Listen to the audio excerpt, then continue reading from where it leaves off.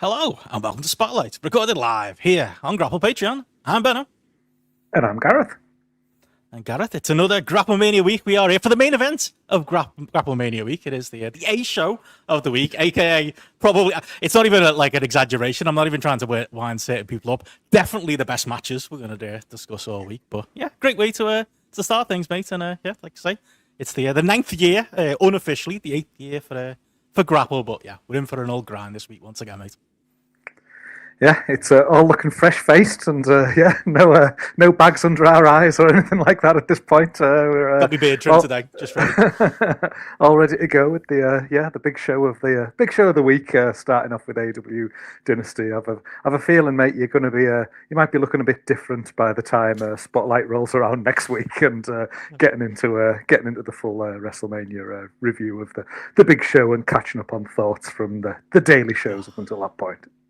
Get ready to see a very, very haggard-looking Benno by Sunday. I mean, I say that. It's just normal for me. You know what fucked me up more? Trying to watch Dynasty. Like the wild, Vegas schedule that's obviously coming up this week that we're going to get into. Shout out to, by the way, Violent People, a website I wasn't fully familiar with before this weekend. They put an amazing WrestleMania week schedule together, and I was combing through it today. And even adjust the time on it to your local time, so I can figure out what time things are on, like in Vietnamese time. Stranglemania's on at 2 in the afternoon on, I think, Saturday afternoon, I think it will be. So that's going to be an experience watching that. There's a few shows like a Bloodsport that's 5 in the morning. That's fine. I'll kind of figure it out. It was Dynasty that killed me, mate. It was on at 7 o'clock Monday morning, which for most normal people, I'd be like, oh, amazing. I can get up and watch Dynasty. That's my usual bedtime. It fucking killed me. I'm only just getting back to usual now with it, but yeah, I can't complain this week. It's going to be a week like this. I've literally said to all my friends and relatives on Instagram, just don't bother me till next Tuesday, because yeah, if my sleep pattern is normally bad, it's going to be fucked by next Tuesday. But that's part of the fun. It's how we do it here. 7 a.m. pay-per-views, mate. That sounds perfect for me. I don't know what you're wondering about. It's a me problem, not a them problem. I blame my AEW for a lot of the stress on that morning. It was hard going to get it up and running. But yeah, most people are dream for that. For me, it's an absolute nightmare. But yeah, there's going to be worse time zone ones coming up. Just quickly as a quick preview, what are you looking forward to through this week? We have got you on the schedule. You're doing the Grapple Patreon live with me on the Saturday, which, dare I say it, is the bigger shows. We've got Bloodsport on the Friday night. I believe Spring Break is also late on the Friday night. Like I say, Stranglemania is on the Saturday afternoon. I imagine you'll be watching Action Wrestling, though, or something like that. Have I got you down right? Yeah, you know what? I haven't actually sat down and gone, card by card at this point, and just, almost I like to just sort of get a little list going of matches across the different events that feel like they're going to be my kind of match, and dip into. So I haven't gone through and done that yet. So yeah, priority in my mind is very much the opportunity of doing the show on Saturday and getting a chance to slag off Bloodsport for what must be now the 6th successive year or something like that. So yeah, I'll be sad, and I'm going to agree with everything you say as well. But I'm excited now, Gareth. You can't get it out of me. It was your mate back in the day, the old one with the mask, the big lad. Is Super Beast, old Super Beast. R.I.P. Beast. Long time gone.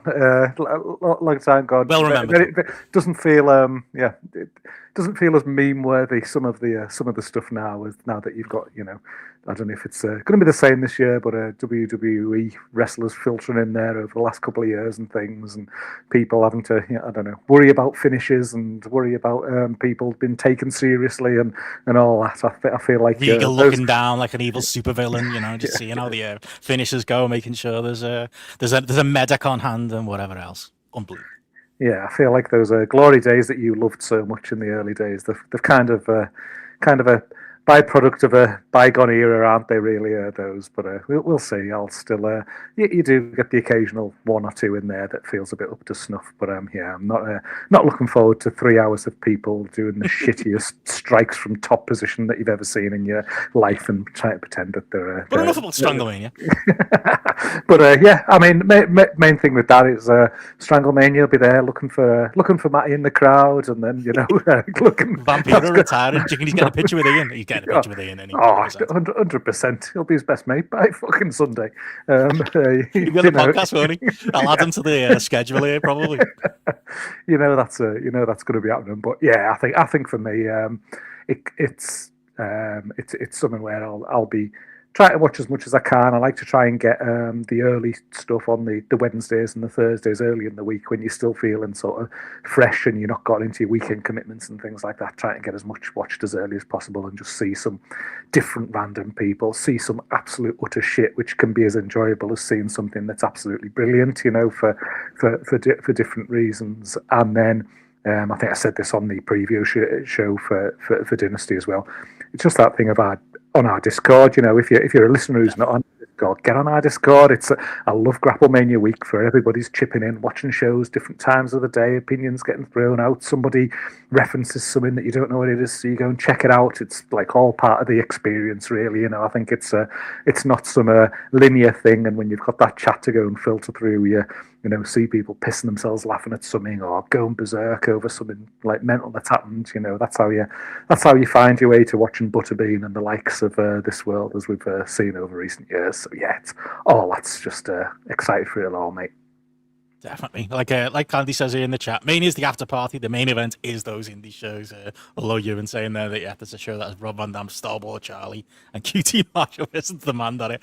Maybe I take it back. But it's always, like you say, it's the stuff you don't expect. Was I sitting here this time last year going, I can't wait for that Butterbean versus Minoru Suzuki match? No, it wasn't. And then it was the match of the weekend. So, you know, there'll be a lot of that going on through the week as well. Like I say, there'll be those little gems out there. But just to give people a quick rundown, like I say, it is a gigantic week for us. Hopefully people can join us over on the Patreon or become a YouTube member from 99p on the YouTube, and maybe keep an eye on your inboxes on the Patreon as well. You might get an offer or two for this week. But it's the biggest week of the year for us, obviously, Dynasty aside, which obviously is a spotlight today. Tomorrow I'll be doing the Grapple Live with Matty, where we'll be looking at the WWE shows, obviously, WrestleMania, Hall of Fame, I guess SmackDown. Maybe we'll even talk a little bit of Monday Night Raw from last night as well. But that'll be our mega WrestleMania preview, and then the day after, obviously on the Thursday, me and JP will convene for a GRAPPLMania edition of the weekend show. We'll review Dynamite on Wednesday, as well as go through all of the indie and international cards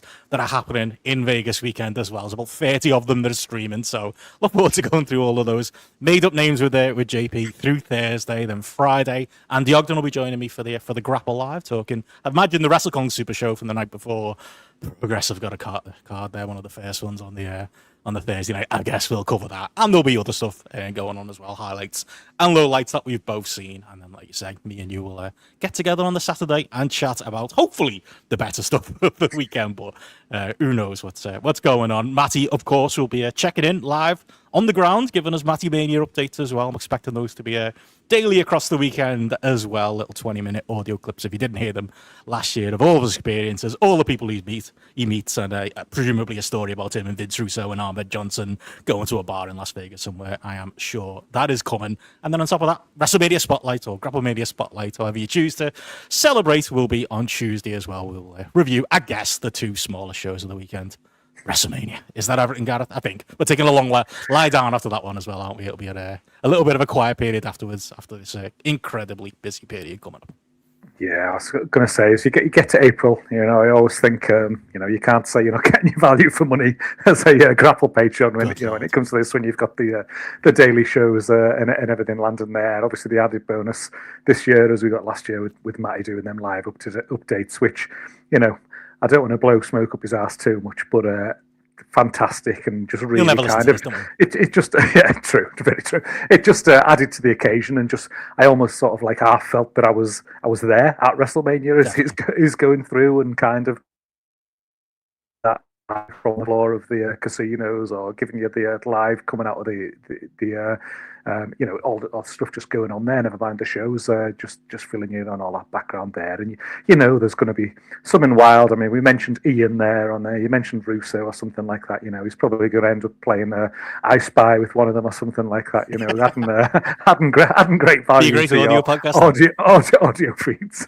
Yeah, you know, you know that's going to be on the way. So like, yeah, can't wait for that as well. So much going on, and yeah, it is. I mean, we say it's a lot of work, but it's the best week of the year, isn't it? It's great. Definitely.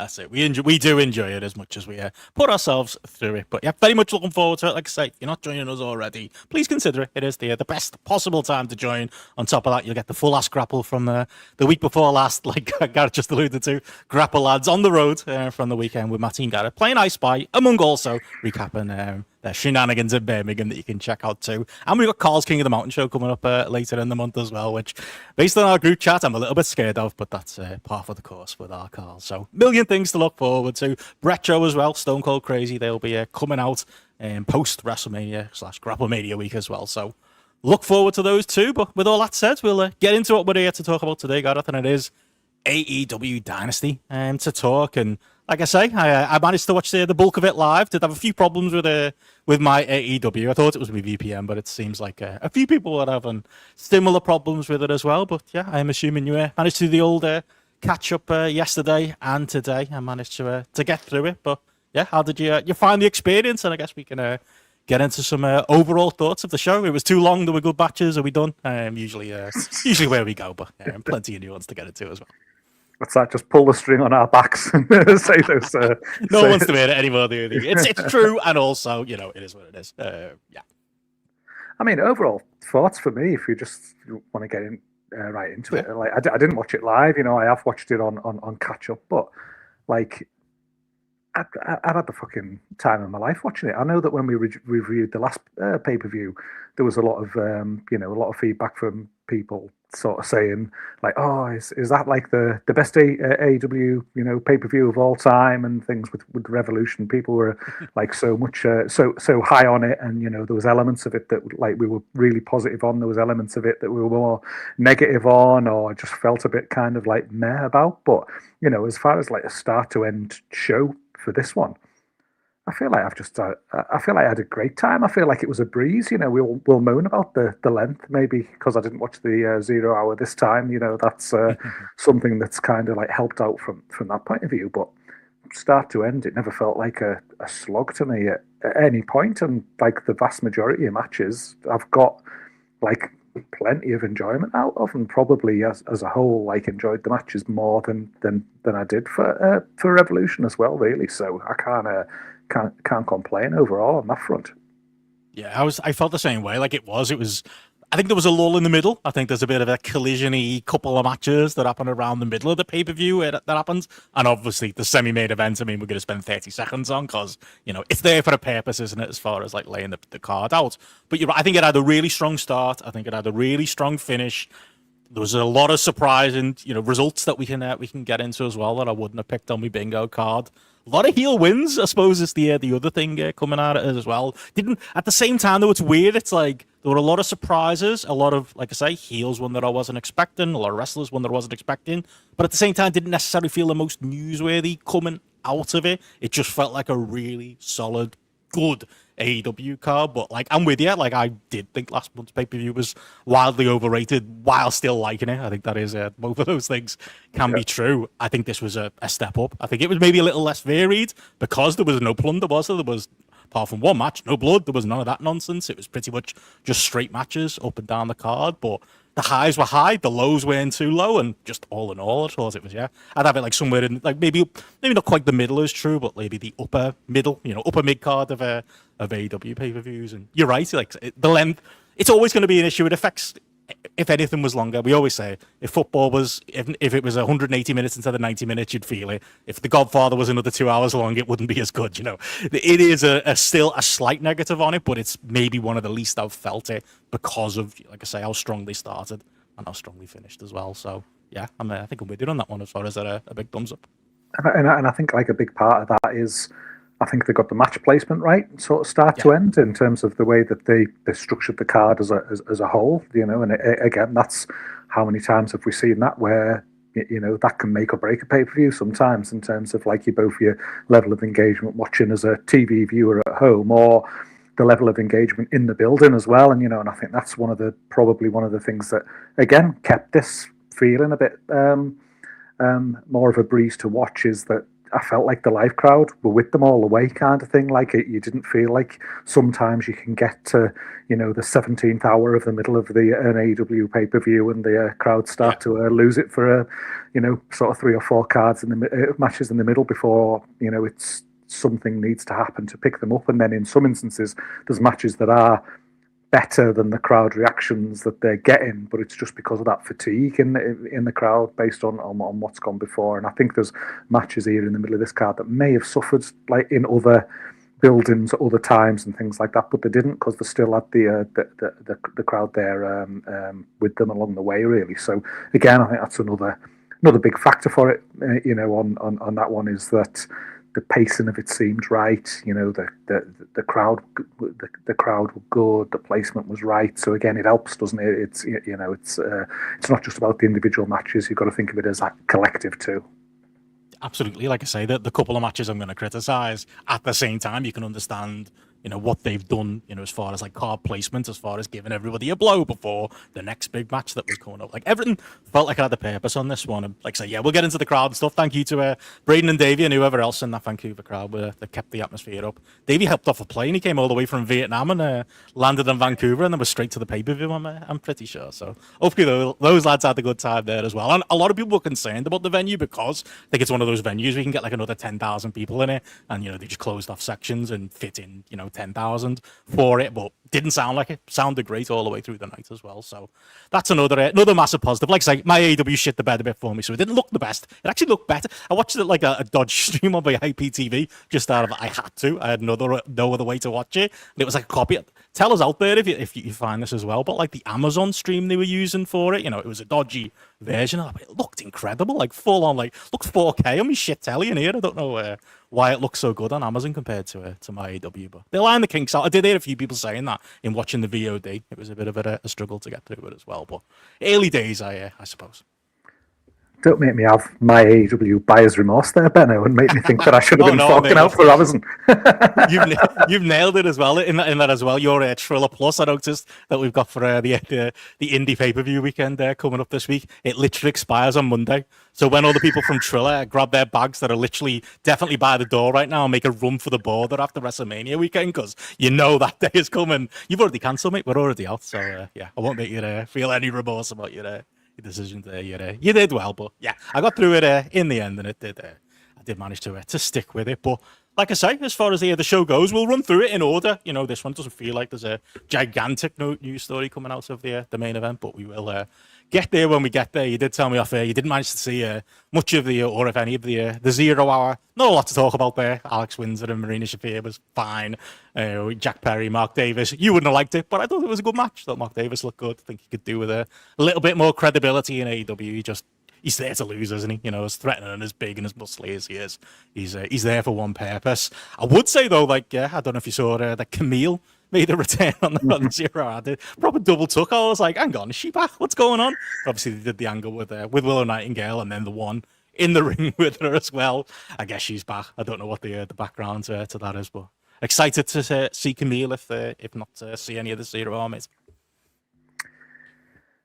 Well, I mean, I was always a fan of Camille when she was in NWA, and then when they brought her in last time, I thought she was sort of like underutilized, and they didn't present her in the best light. So at least with her being off telly for quite a while, the clip that I saw on the main show, I heard Willow Nightingale calling her American Gladiator. So is that she's on American Gladiators? Is she? So there's a bit of star power coming to it. There's a bit of a there's a bit of a backstory there around it that can potentially be used. Putting her in obviously with Willow at that level and things like that seems like a good sort of entry point for her too. So yeah, I'm interested just to see what they can do with her a bit this time, because yeah, I definitely feel like they sort of missed the boat on her really last time around and didn't just sort of drive the value out of her that they could. So yeah, I'm open on that one. Let's see.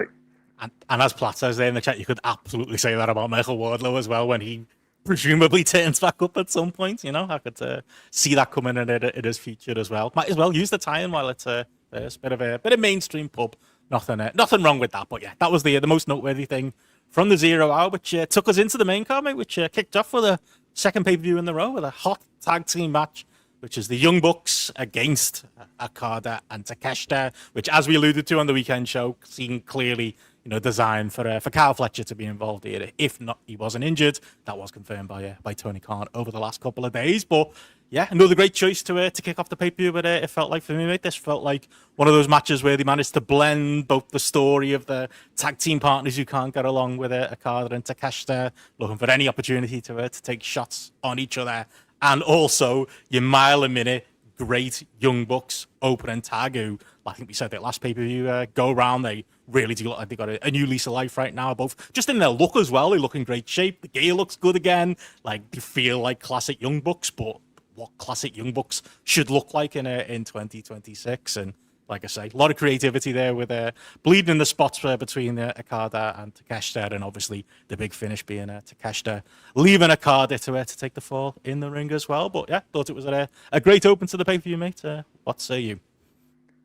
Yeah, 100%. And I've never been one of these people who's a Young Bucks hater, but I've never been somebody who's a Young Bucks lover either, kind of thing. I've always been like, yeah, there's good stuff, there's bad stuff, sort of thing. There's things I can take, things I can leave. But honestly, I can't get enough of them at the minute. I just feel like they're just bringing like real vibrancy and real energy and things like that to the show. And then you just think of like you want to kickstart a pay-per-view on the right note, and you press play on this, and suddenly it's the Bucks coming out, and your brain's immediately going, oh, fucking hell, it's the Bucks versus Okada and Takeshita right now. Like, let's go, kind of. That feels like, it feels like a Super Brawl 1 main event tag team or something like that, with your Steiners against Sting and Luger or something like that. It really feels like some tippy-top elite level match that you're opening a pay-per-view with. And then the work was it was so good. I was enjoying it so much. Again, it's like different style of work to what my sort of core sensibilities are as a wrestling fan, but it's just so well executed. Like,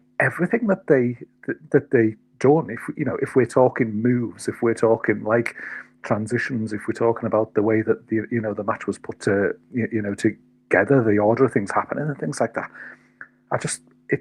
it just felt like it felt like perfect the way it was delivered, and right down to what you're saying there about just the general look of the Bucks at the minute, and that kind of a bit more fire and a bit more motivation and things like that you can see. Obviously, getting in there and being in the ring with Okada, the mate, and stuff like that. It's obviously something that's increasing them to another level.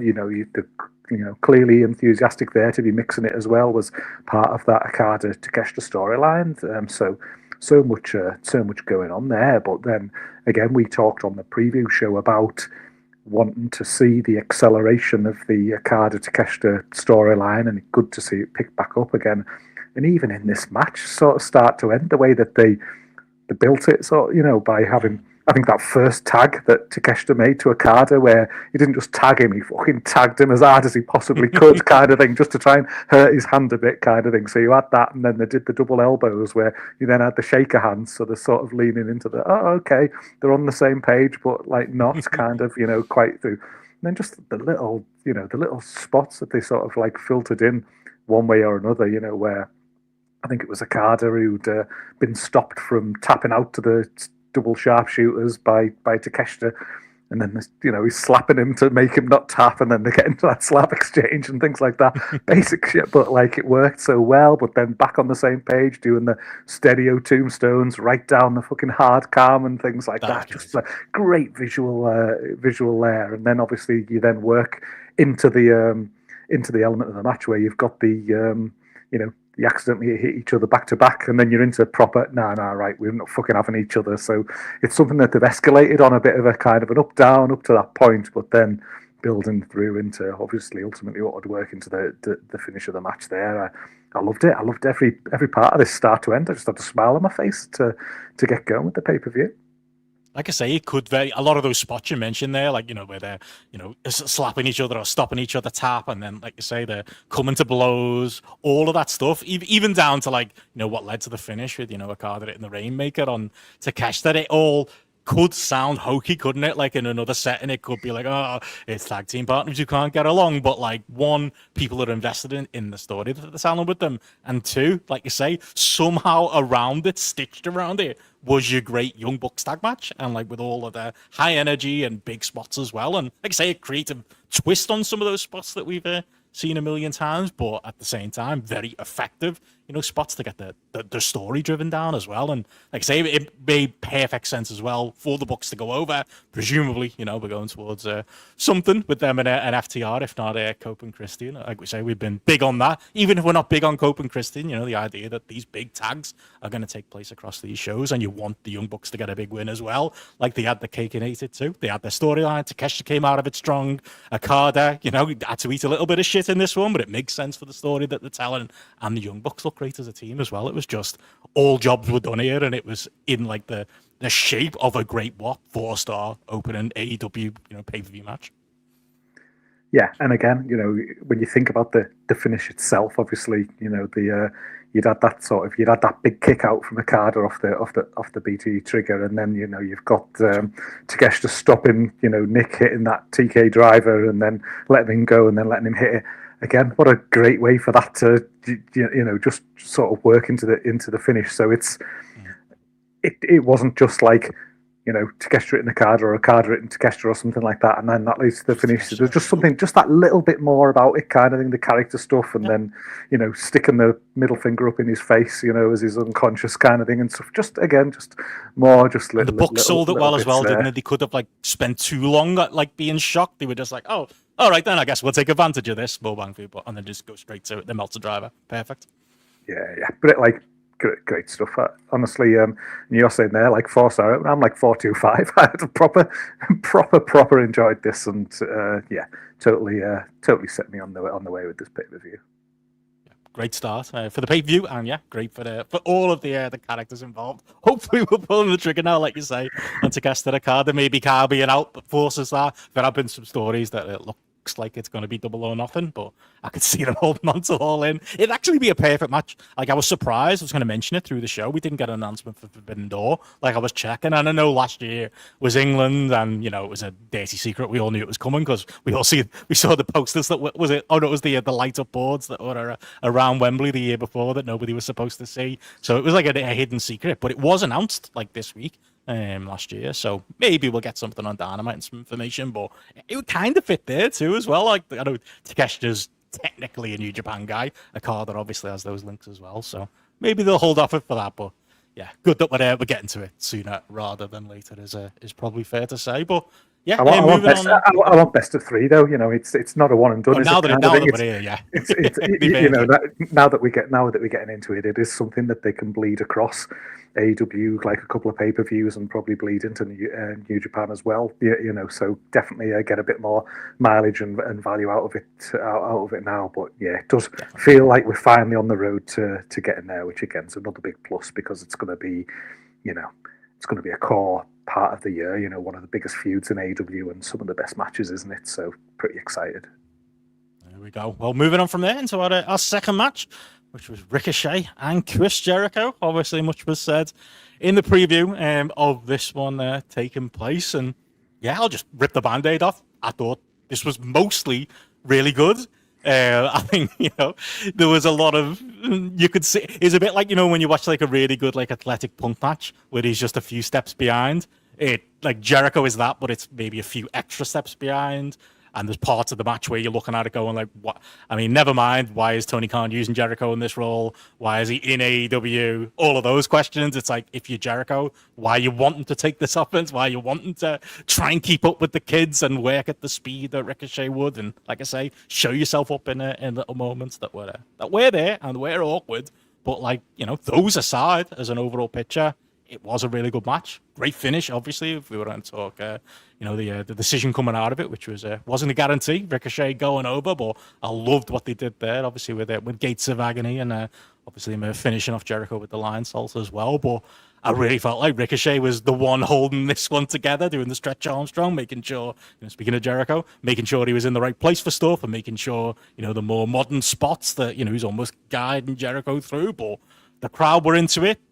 This was the opposite of Jericho's return to AEW, where this crowd were actually into him for this one, and he definitely milked it for all it was worth in the opening seconds of the match to make sure that was the case as well. But it did. They had chemistry there that I didn't expect them to have, and They had one of the better matches on the card, and I don't love saying that because I still don't want to see Jericho in AEW. And like I say, I still ask those questions about why we are doing this and why we are using a pay-per-view slot on Chris Jericho and however much TV each given week. But yeah, got to call a spade, and I did think this was very good for a second match on the show.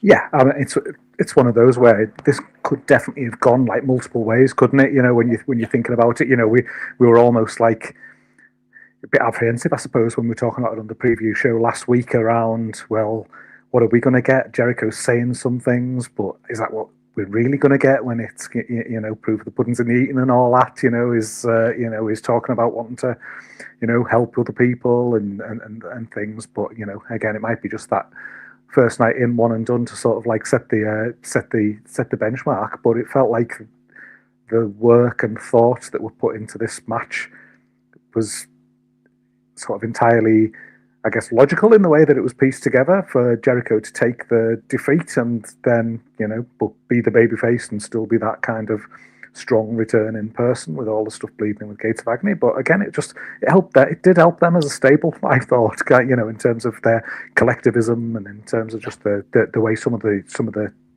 spots that were worked into there. I thought it like ticked quite a few boxes. I thought, you know, like early on, obviously, I was a bit concerned early on. It felt like Jericho was just trying to do a lot of crowd work and things, wasn't it? Sort of pre-lock up and try and get them behind him. But like, as you say, definitely the miles bigger pop than he got on TV for either of his appearances when he first came back, and then, you know, leaning into the bald shtick and things like that. And I was thinking, oh, like, what version of Jericho are we going to get here? Is even going to be a match? But you can see that with him, I mean, he is in great nick. Again, it's probably, you know, I said on the preview show, it's probably a Zempic shape, isn't it? Kind of thing, or something that's helping him get there. But he does look in great nick. And you know, in this match, I thought you could see that he did have like motivation to come out and perform and try and hang and put something on that was maybe a bit better than we saw last time Jericho was around. We know that he's a fucking egotistical man. You know that he's got pride in his work. You know, I think that's undoubtedly something that's been like a key part of, you know, Jericho throughout his career, that he does take himself seriously. He does want to have good matches and things like that. For as annoying as he can be at certain spells, like, he doesn't want to be someone who just actively comes on telly and is shit. So, you know, he doesn't want that to be his reputation. And you could see that he'd, you know, come into it with a maybe bit of a point to prove here as well, and you know, just trying to make sure that he was taken a bit more seriously, because, like you say, some of the stuff he was taking in this match and things, you know, where he's taking a Northern Lights into a Brainbuster and then into a Vertigo and things like that, like in quite rapid style kind of thing, you know, like you that's it. You can't knock how you know, as great as he looks, how, you know, how old he is and what he must be feeling like on the inside as well, you know, just even right through to that spot with the shooting star press, like that he counted into the code breaker, like, it looked great. I know Jericho, it's not like mid-air code breaker or something like that, but it still looked fantastic. It was still a spot that looked, you know, really cool, and it was a good sort of like mesh of, you know, what Ricochet is going to bring to the table and what Jericho is.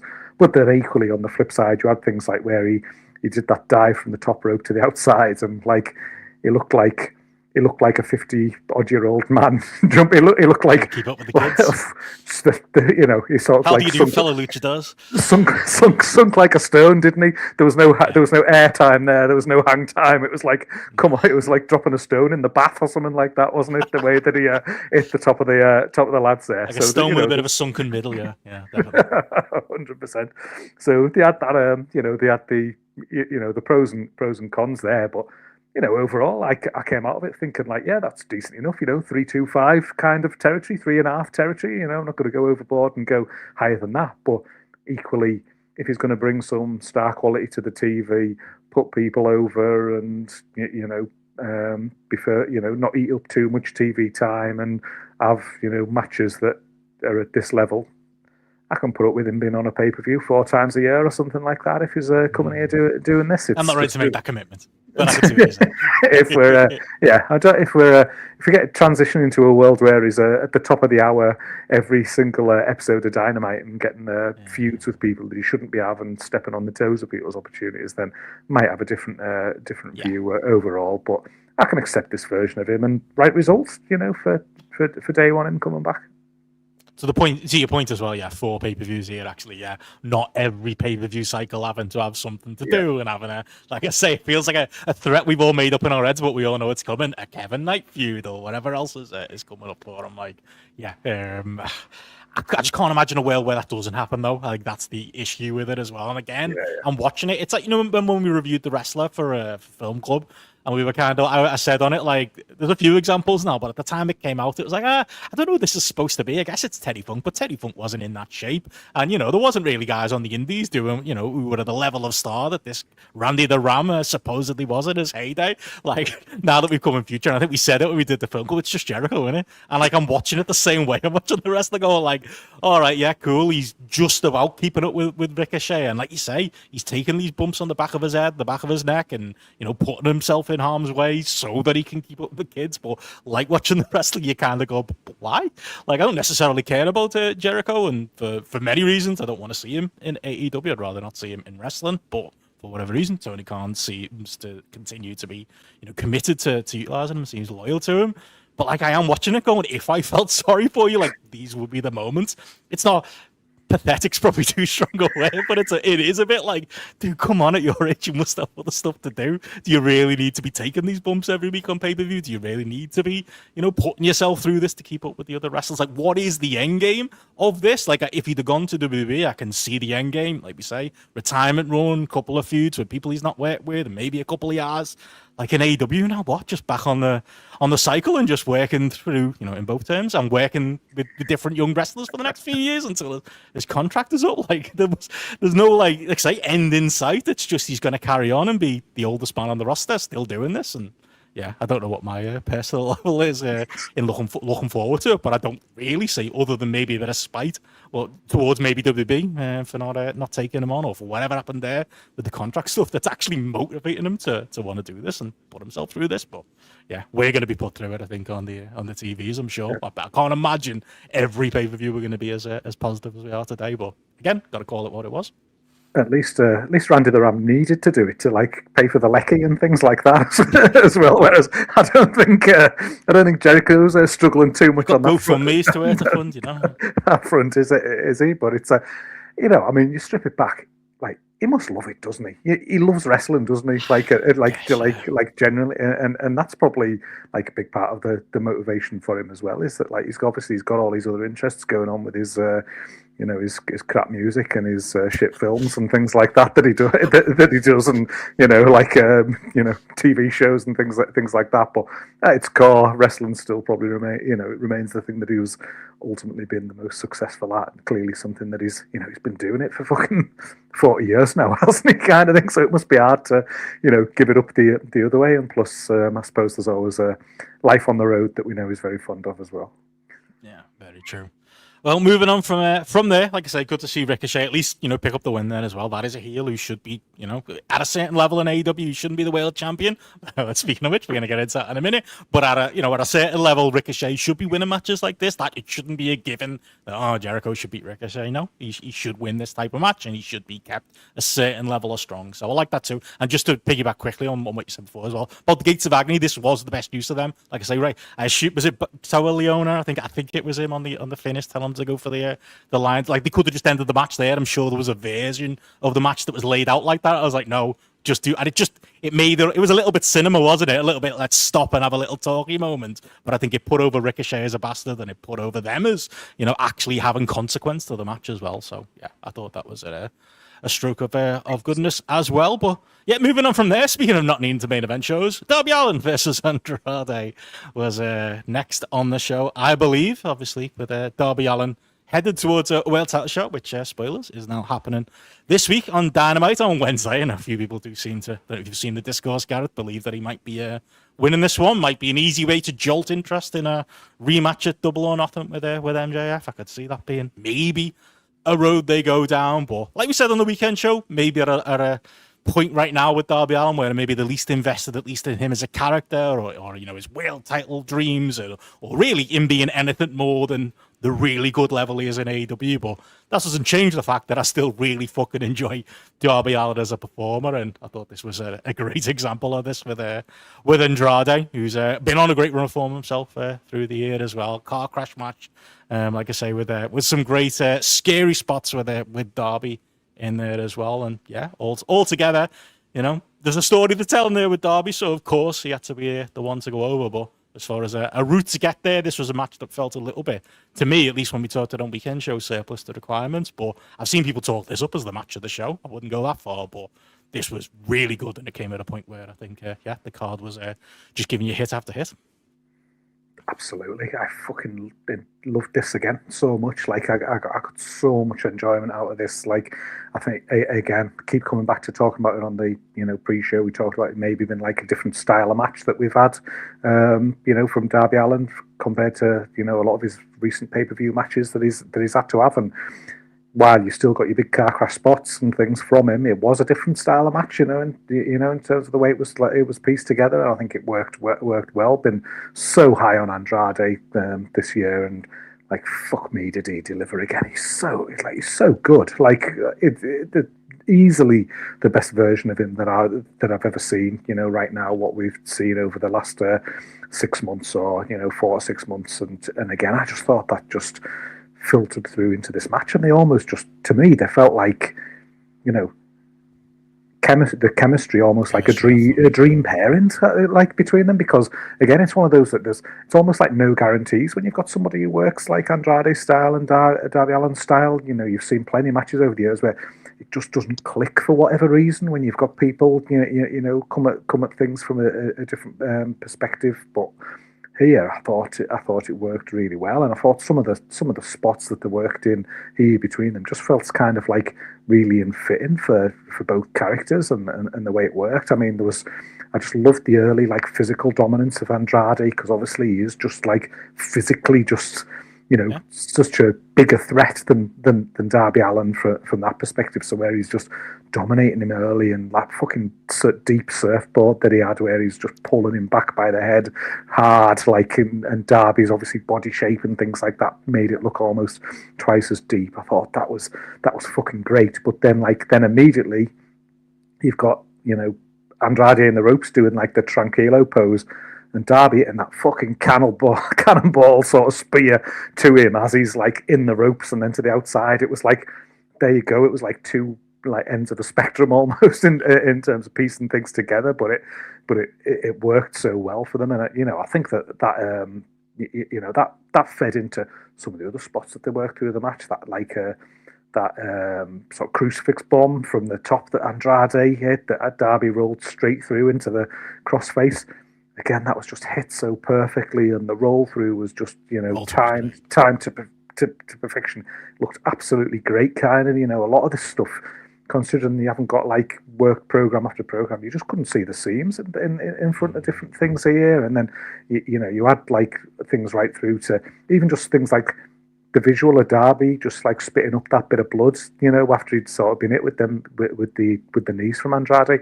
Again, it wasn't as contrived as a lot of Darby Allin blood spots can be in the past, where it needs something a bit more to it. It felt like something that had come from that physical dominance that he's got, and like the physical damage that he's doing to him, like through wrestling. It just, I thought that worked great. And then I absolutely loved the spot at the end or sort of near the end, where Darby hit the coffin drop, and then Aubrey's counting, and Andrade just stops the count, like the hand up to stop the count without like lifting his shoulder, but he's escaped, he's stopped that.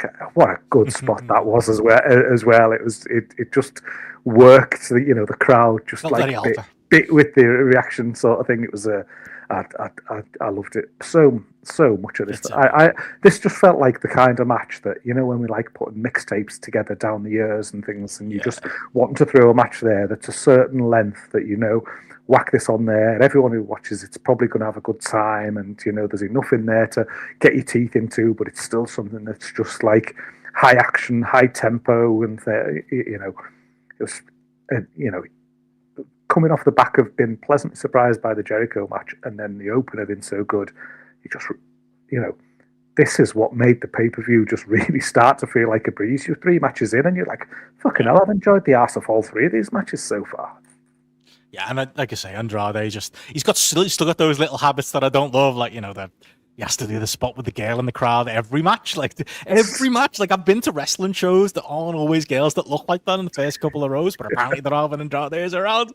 It's a funny bit, but I don't know if I need it every match. Same with the pants stuff. Like, I'm not sure I need it every single time, but like that aside, and it's part of the package in it. It's part of this weird charisma that he's got right now that, like, he is in the form of his life, both like physically, mentally, and every other way. That divorce did him good, didn't it? He's living life right now, and like, yeah, you can kind of accept that when he's going, hell for leather, like he did with Darby. And like you say, it's not just regular chemistry either. It was like a physical chemistry, wasn't it? Like they knew where each other were at any given moment, and they did. It just flowed like water, and but also gave you the gnarly spots like the ones the other outside with the steps, and like you mentioned there, the horrible ones of Darby's ribs and all of that stuff there. Like it had like that element of edge to it, as well as looking slick as fuck, and also booked well. Like you say, Darby should be going over here even if it's just a Dynamite title match, and I'm kind of hoping that's all it is on Wednesday. And again, I've been saying it on the Discord all week. It's genuinely not a slight. I don't mean it as a slight. I love Darby Allin. Some wrestlers are meant to be upper mid-carders, and that is absolutely fine. How often do we say it on these shows? The world needs ditch diggers too, but like an upper mid-carder is well above ditch digger level in wrestling. He's perfect for what he is. You get this type of match from him on a pay-per-view.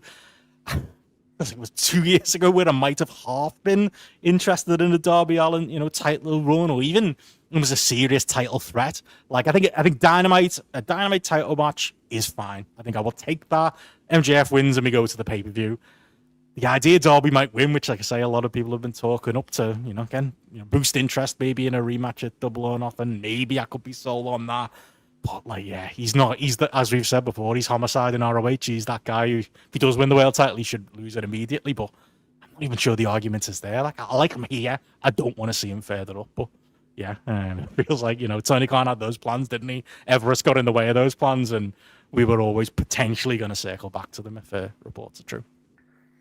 And that's it with Tony Khan, isn't it? As we've seen over the years, he gets an idea in his head, and then he's got to deliver on that idea in his head, hasn't he? Even if the timing of it happens all on the whiteboard, mate. He's got to go back to it. It's like absolutely. And then like, I think me and Matty were talking about it at the weekend, and I think Matty's a big proponent of title runs not necessarily been needing to be like a year long and 2 year long, and obviously having short title runs at different points in wrestling history and things like that. And there is that part of it for like Darby Allin there that I feel like, does he need the world title? Should he be a world champion? But then equally there's that part of it that makes me think, could he be like a Mick Foley who wins it for a fucking month or a week or whatever kind of thing, and then it flips back and it sort of doesn't matter really. It's almost like you get that moment. You can kind of almost envision Darby beating MJF in some way, and then on everyone's shoulders on Dynamite, can't you? And things like that. And it would be quite a good, newsworthy, feel-good moment this week as well. So I don't necessarily hate the idea of that happening. What I probably hate the idea of is then going, oh yeah, he's got to have the belt through to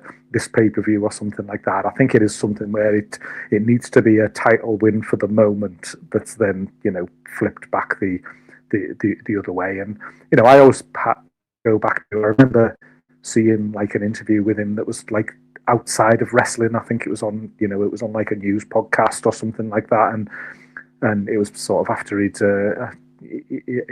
after he'd done Everest, not even wanting to be the world champion, and it not been a motivation that he had and things like that as well. So you almost like can't, there's that side of it that sticks in my head, as in he doesn't feel like a man who wants to have the company on his back kind of and have to sell pay-per-views and be the main focus of the card and things. He's just happy fucking wrecking his back on some steps, isn't he? And things like that, really. That's where he gets his motivation. So yeah, To be we'll fair, see. though, instead of back, you could have said neck, and you'd be talking about Brian Danielson. He had that attitude too, as well, didn't he? But, Brian Danielson is Brian Danielson. You must have to force him, didn't you? A bit like Kenny later on this show. You must have to force them into, no, you're a fucking main eventer. Be a main eventer. I thought the direction you were going to go then is like, as world champion, Darby would be great in media, because he is. Like, I love any time he does, like, weird media, or he does, like, did he do was it Hell One, where he just poured the bucket of water over his head instead of drinking it? Like, he's just fucking weird, isn't he? He's got a weird charisma that, like, I could imagine just flipping channels, and he's on Jimmy Fallon or something like that. And I'm going, who's he? What does he do? He's a wrestler? Oh, yeah, I can see that when he does, like, some stunt or throws himself through a table, like on some talk show set or something like that. I think there's absolutely market and money in Darby Allin, and I just, again, don't know whether it's as world champion. But yeah, you could, like you say, picture Mick Foley win at the end of that Raw, DX putting him on the shoulders. Like, you could picture that, couldn't you, on a Dynamite? Definitely. Wouldn't work on a pay-per-view, but a little couple week one, and then MJF gets it back, and then we head to All In. But more on that later. But yeah, we'll see. People will be listening to this on Thursday, and they already know that there's no chance Darby Allin was ever going to be champion, or he's currently the AEW World Champion. But again, you're setting him up for that. I guess it made sense for this win on Andrade on the show. But yeah, that takes us into the next match, right, which was FTR versus Cope and Christian. Fucking entrances were horrendous on this one, and Cope and his fucking song that won't go away. It's Vancouver, it's Canada. I guess I get it. They even sang "Go Canada" as well. That did give me a little bit of a laugh, but come on, lads. Like, it just doesn't work. Half the people don't know the words. He's standing there waiting for the big moment at the end of it. It takes up fucking 5 minutes of pay-per-view time. Fucking can't stand it. Can't stand the man. Don't really have much time for Christian either. However, when the bell rang, I've got to say this was, again, maybe not to the level of the previous three matches, and maybe going against what I said earlier about maybe there not being as much variety on this show as last time.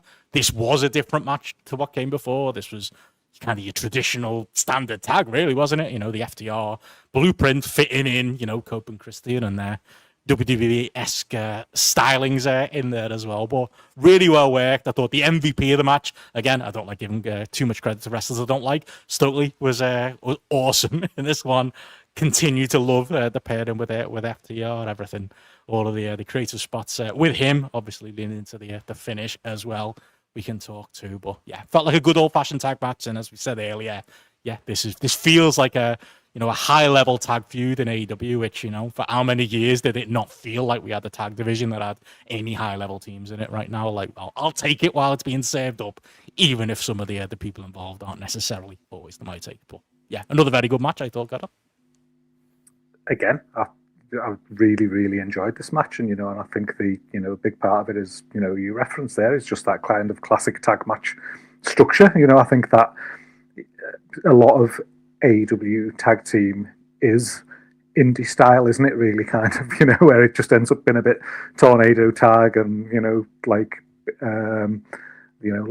flippy lads doing lots of moves and kind of all action, and not necessarily feeling like that sort of older school, more traditional tag match, whereas this is like absolutely the other way, obviously with the sensibilities of FTR, and then also the working style and capabilities and history that Cope and Cage have got as well. Really there. So I just think that the way that they they worked it with the the shine for Cope, and then he's cut off, and then you've got the shine for Cage, and so they've done that sort of like double there early on, but then obviously straight out of 90s WWF, 100%, but then the tide turning with the injury on Christian's arm that obviously that's set up on Dynamite earlier in the week as well. Logical going back to it, and then it having given you that focal point to then get the heat on Christian, for a while there as well. So it's simple, but it's simple and it's effective, and it's effective it's a format that's sort of stood the test of time over the years. And then when you've got people in there who, they are good, they are good to to the level that we're the levels that we're talking about there. And if I'm honest, I thought FTR were fucking great in this match. I thought they were there for everything. I think they every spot, where they're either on offense or they needed to sort of like eat something the other way, I thought they delivered, absolutely, perfectly from that point of view. And And I did. It's 2026, and we're talking about Cope and Cage in a tag match here in a World Tag Team Title match in the middle of the card, and I thought it was worthwhile. I was kind of sticking up for them the other week, wasn't I? And I was saying this could be this is fine kind of thing. That it doesn't hurt to have people who've got name value and things on. As long as they're doing a funnel that star power where it's needed, out of the way a bit, and do I want to see that, or do I want? I'm going to take them over Private Party or Top Flight or something like that. Been put in this position all day long. Any day of the week, and again, I think that like you say, the use of Stokely was good here. I think the stuff with when he got pushed into the ring, like hilarious. I thought the bit where Cope was chasing him round the ring and then chased him back into the ring, straight into the shatter machine. Again, that was perfectly done. The way that it was used there. I think even just things like the tug of war with the belt and things. It was a great timing and great depth on the blade job from Cope there. So that as soon as the belt hit him, as they showed with the slow motion replay, the blood was there instantly and things. It looked great. The way that was done. I thought that worked well. And some giving another element, didn't it, having the blood? Oh, 100%, and especially working into the finish where Christian's been taken out of the match, and then so Cope's kind of got to be that valiant babyface trying to take on both lads at the at the same time on his own. It did give you that kind of bit of that sympathy with the crowd, obviously hometown crowd and things like that for coming back at him there. So it did definitely feed into a bit more emotion at the end and connection there at the end, and then ultimately it felt like the right result, because there was that big part of my brain that I thought, well, they're going to give Cope and Cage the winner here, and then it's something that they can then transition into other title matches in the mix with the Bucks and FTR and the different ways that that they could piece it together. But no, I think it felt right that FTR got the win here as well. It worked for me too. So all in all, again, really good. I'm not going overboard and being like, oh, that was a 4-star match or anything like that. But 3.75 in my brain, personally, in terms of the level of enjoyment I got out of it, and I think that says a lot. Yeah, and I think I'd probably go 3.5 on it. Again, my bitterness still rings true. I like them a touch. I like them 0.25 more than you do, and I edge and Christian. You're the low man, and I'm just a notch above you when it comes to them. So I'm always going to have that slightly higher view on it. But it's funny as well, though, because we might have been saying that a year ago about Stokely. I probably was. I've never been a fan of Stokely on the indies. I always say it. And on AEW when it first came in, it's just magic, him and FTR. And I don't really know what it is. There's something about maybe the seriousness with which FTR take these matches, and they're your serious hard-nosed tag team, and they got this fucking idiot on the outside, like you say, getting chased around by Cope and getting in the way. But then in the end, he's the difference maker, and it all kind of comes together and works really well, doesn't it? And also at the same time, it's light relief at the right moments, doing the old Shawn Michaels spot with the arm over the shoulder and selling it and all of it. And you can tell Cope and Christian just love working with him, and they've got chemistry with him too as opponents as well. It's a great package right now. FTR, it's giving them a new lease of life. Speaking of the Bucks earlier, what was that? The watch. Just dangling the watch around. Yeah, which we talked about. Yeah. All of it. Again, perfect for his character to have. It's just, it's everything about it is clicking right now. And I was, again, Cope and Christian hate aside, I was made up to see FTR come out with the belts, because I'm really enjoying this run, and it should continue. And it probably will until All In, when presumably we get the 3-way with the 3 big tag teams in the division right now. And you're right, that's the way the division should be. I'm not crying tears for Private Party or name a tag team in AEW really that should be at this spot. I guess you could have made an argument for Kevin Knight and Speedball, but they're doing other things now as well.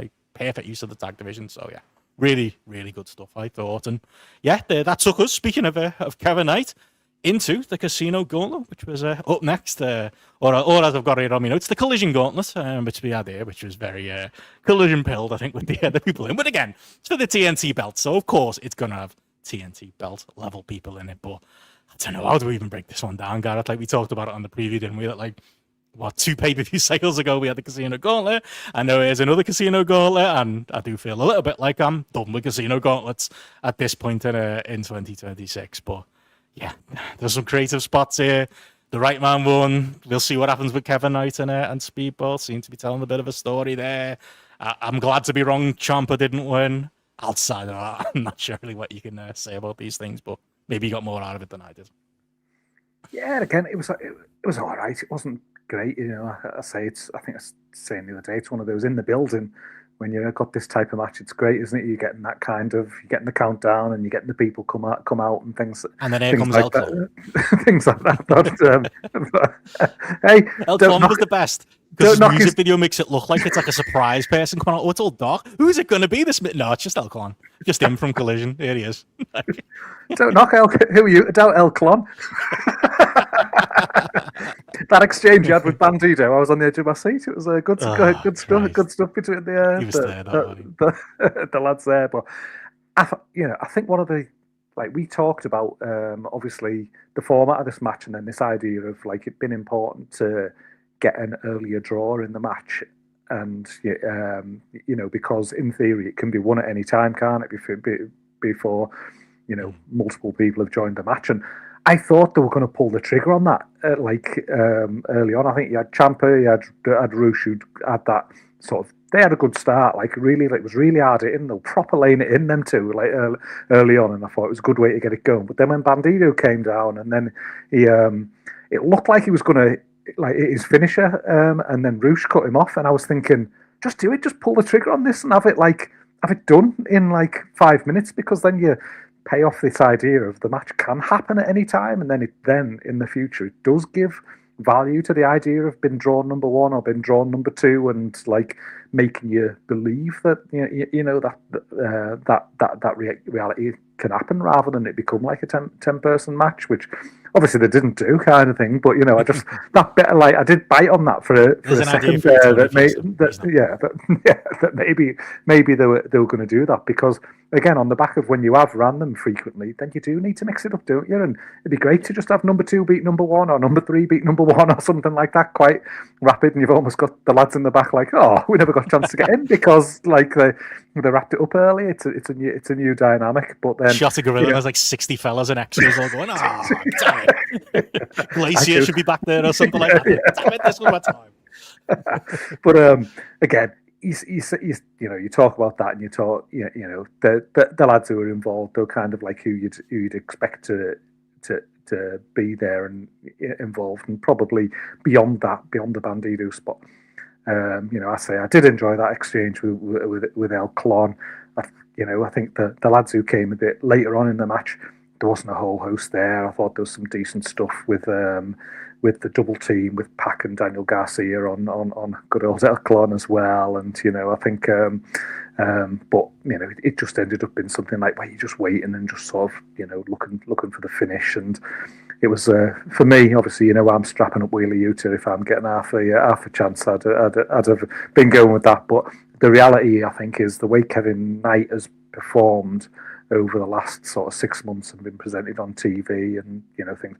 It feels like the right time for him. It felt like a really good decision for me to stick the belt on him here. I think that the little looks with Mike Bailey, again, that's something that they've done that over the course of the last 6 months. There's been the odd thing there where Knight's maybe looked at him and Bailey's looked at him. So there's just been that real sort of mild consciousness of something there, and it gives you the idea that something can then happen there between them two. Obviously, Knight's got that bit more of, I don't know, carries himself with a bit more kind of natural potential arrogance and charisma and things like that. That's a bit different to Bailey and stuff. But I'm here for it. I think Kevin Knight's been great value, and hopefully it's sort of something to piece together with a decent run here. And then Fletcher been around the corner, the idea of Knight versus Fletcher as a comeback kind of feud or something like that over the belt sounds great. It's got a little title with two belts hanging ladder match. Do that. I've seen that somewhere before. Could do that. Yeah, I agree, and I do like that. That's a little bit of needle as well. That you would just assume the type of characters they are. Speedball and Kevin Knight would be hugging at the end of the match, and that'd be the end of it. And it'd be oh yeah, my mate won anyway. but I like that they've added just that little bit of a wrinkle. I wonder what's going on there. I wonder if there's going to be more to that. Like, you could picture them, couldn't you, having like a best of 7 series for the belt or something like that across probably Collision, but across like 7 weeks of Collision. Like, that would be a nice little thing. And then very clearly, as you say, because of the charisma and all of those other intangibles, you can see Kevin Knight moving up that card and maybe Speedball being fine, but where he is pretty much in the world as well. Like, it does feel right. It does feel like a good time to do that as well. So, yeah, it felt like he was hiding in plain sight as the potential person to win here, Kevin Knight. And again, a good booking decision, another good one. I was just going to rewind as well. The other thing I will say on the match, because the chat's going in on the Death Riders here, and yes, we did hear the Death Riders theme one too many times in this. I will say, I thought they all looked good, both physically and literally as well. Like, I feel like somebody's got in the Death Riders locker room and going, hey, you Garcia, some fucking proper trunks, you're not wearing your PE kits anymore. Hey, you Pac, you've got like one of the best bodies in the company. Stop wearing a singlet, you dickhead. And he came out in like the grey trunks, didn't he, with like the no knee pads. He looked like $1,000,000 here. Like, it Dynamite the other week with Ospreay, and this week as well, it reminded me of like what we've got there with Pac. I'd like to see more of him. I wish maybe in another universe we tease more, maybe with him and Kevin Knight. That could be a great little singles feud going forward. Like, I guess I do mean it as a knock, but I don't fully mean it as a knock, as this being the Collision Battle Royal, because there's a lot of it was like a reminder of all of this great talent that, like, there's not always the amount of TV time to do with, but there's some like that, like Bandido too. There's people like that that do get their head above the parapet that you'd like to see a little bit more utilized. And maybe they could carve out like a proper division for the belt going forward, but how things go in AEW. Yeah, 100%. There was potentially more juice that they could have got out of this, but there is definitely things there to set up for the future as well. So, for sure. Yeah, I mean, Kevin Knight just feels like Tim and Claudio, isn't it, on Dynamite? Speaking of which, that's the match. Is that what they said? And again, that like. That's almost like a perfect first opponent for him, isn't it? If Claudio's, he's going to have a good match and make him look fucking great, isn't he? Let him do all his good stuff and just be awesome base for him and things like that. So yeah, well up for this Kevin Knight run. Me too. Well, moving on from there, we had the women's title match, the only women's match formally on the show. Obviously, we had the pre-show too. Tony Khan did say in the presser afterwards, obviously, Tony Storm's injury changed some booking plans, but okay, fair enough. But yeah, we were questioning on weekend show, weren't we? Jamie Hayter being in this role, considering she's been so established as a tag act over the last while, and obviously both of them worked singles across the night here as well. But yeah, I think this was probably the match I'm assuming you were alluding to earlier, where I don't know if the crowd were as into this for me as they could have been. Maybe it's more I was not as into this as I could have been with a more serious challenger for Tekla. I feel like we've said it how many months in a row now, where it's like, it's great for her to have another challenger of the month. And yes, obviously the decision is in, no doubt, and we know she's going to win, but it's part of being a champion. It's like, all right, this was the one where I was like, all right, okay, but we need to actually have actual contenders for Tekla now going forward, and actual things for it. All of that scenery that she's chewing on Dynamites and Collisions, let's put it to actual good use with like a few. Then again, obviously, injuries are a part of why we landed here. But yeah, I think Jamie Hayter was in a difficult position here as a challenger. I don't think many people bought, but I don't know. Is your take any different than mine on this one? It is, mate. This was one of my favourite matches on the show. Like, I absolutely fucking loved this match. I thought it was brilliant. Like, I thought they obviously worked together previously, and I just thought this was levels above. Like I thought that the chemistry was absolutely like fantastic between them, and their working style, like between them, just clicked so well. Like from they were just laying it in. That the start was so fast, so hard hitting. I think they got you from the off with like the immediate big boot from Hayter, and then like Tekla replying immediately with that big spear. Like that was, they were like bang right into it sort of thing. So again, it was like quite a fast, aggressive start. Like I say, they were striking back and forward, like inside the ring, outside the ring, like really going for it. I think when they I loved that bit where like, hey, it was like trying to attempt to suplex her up the ramp, and like Tekla kept blocking it, and then DDT'd her on the ramp, and then booted her down the ramp, and then Tekla then went on the top and hit that fucking crossbody from the top rope to the outside. That was like as real as it gets kind of thing. Like the impact she made in Hater there, you could hear Hater say, "Give us a minute," kind of like after the way she'd been caught after that. I thought that looked fantastic. Back in the ring then, like Tekla's hitting her with really, really hard forearms. She was like, she had her in that crossface, and she was like pulling like on Hater's face as she's doing it. So aggressive, like so nasty. And then like Hater's like getting up in the ropes. Tekla hit it with this fucking huge boot, like huge, like laid it in so much. It looked, again, that looked fucking great. I thought there was an amazing spot at the end with the where Tekla, you know, sometimes that kind of like matrix evasion can look a bit shit sometimes, sort of thing. But again, as Jamie Hater went to hit the Hater aid, and Tekla did that, you know, matrix back into the spider position, but then Jamie immediately grabbed her and tombstoned her. That was like fucking perfect in my eyes there. And then I thought the finish was class as well, like with where Tekla took the Hater aid again, raked the eyes to, you know, evade what I assume was going to be like a DVD, and then rolled back through in that spider position, grabbed the ropes for the 1, 2, 3.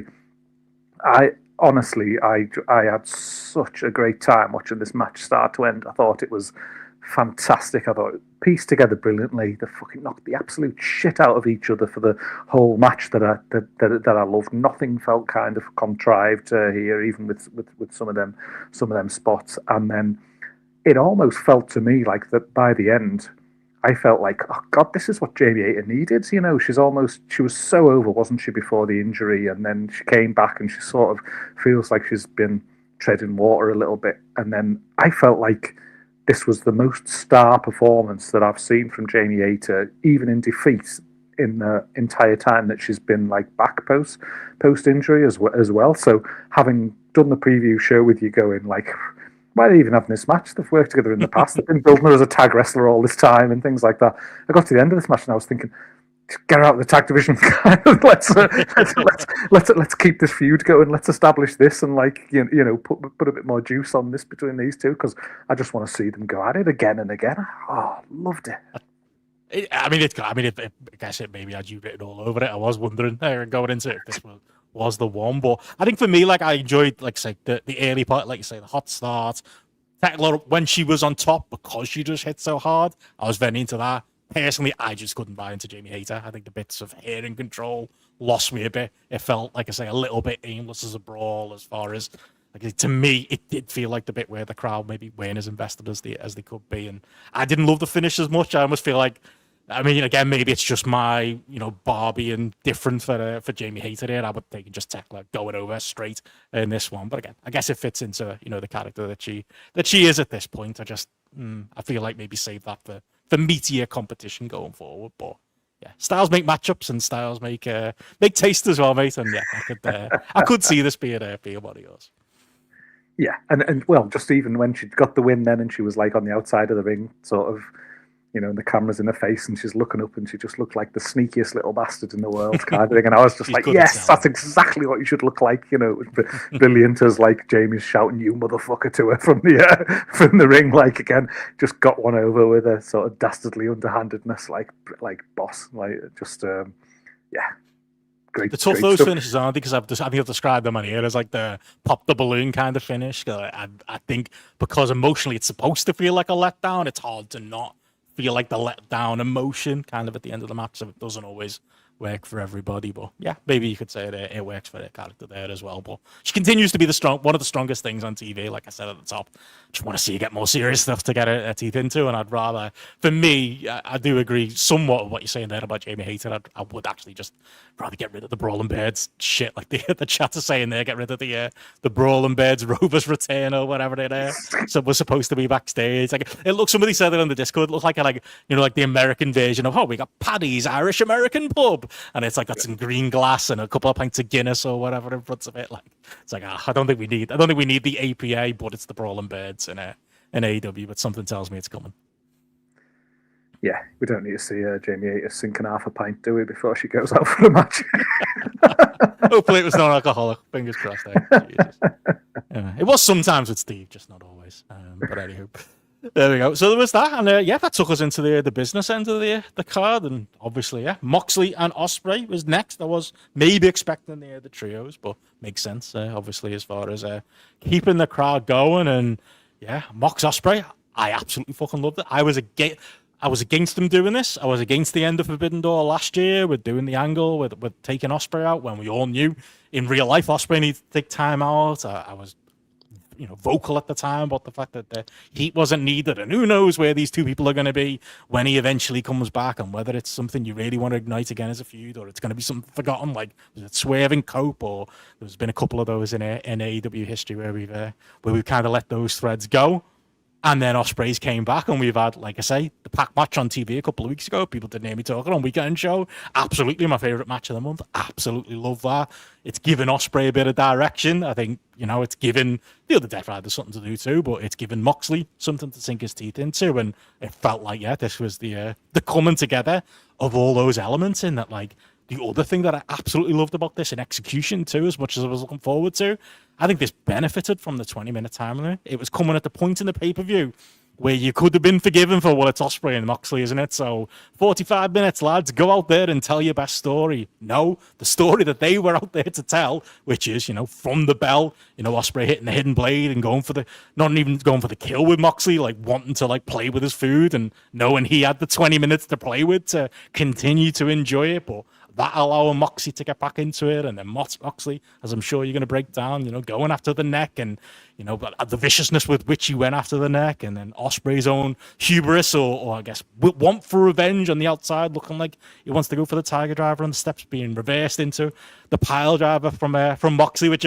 again you've not been online. I've seen some actual hand wringing about by people who must be about 12 years old about how dangerous it is. Ospreay taking a pile driver with his neck in that condition. It's like, mate, you've just been worked there by a couple of masters who really work this thing as far as those spots. A million spots I loved in this one. Again, the hard stuff on Ospreay's neck, but the no-selling spot that's also gotten a little bit of conjecture as well, with Ospreay popping up from the deck rider with the hidden blade. That was I was jumping around that really woke me up, jumping around in my living room on that one, and then altogether just a really cathartic story, or well-told story.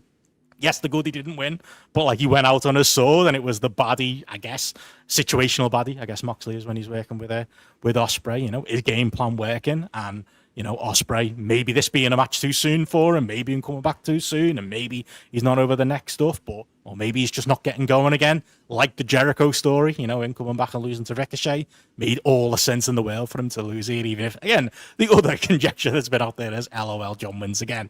But again, made sense for the story here, and just a perfect use of 20 minutes for me, and like, again, another one of the great AEW pay-per-view matches for me, and far better than I could imagine a 42-minute version of this match would be. But what say you?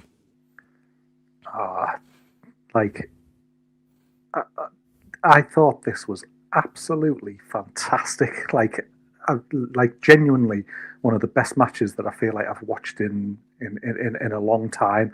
At the end of the match, I was like genuinely thinking, am I going 4-5 on this kind of thing? Because I've had such a great time, and then the way that things were pieced together, I was sucked into it from the first second, and then I never drifted. There wasn't a second of this match that was remotely boring. There wasn't a second of this match that made me question why they were doing certain things or anything like that. I think, like you say, I think that the timing of the match that they had to play with definitely was a huge advantage to it on that front. But like, it was one of those where like you're doing these matches on this pay-per-view, and you're like writing down notes here and there of like of good spots or things that I liked and things like.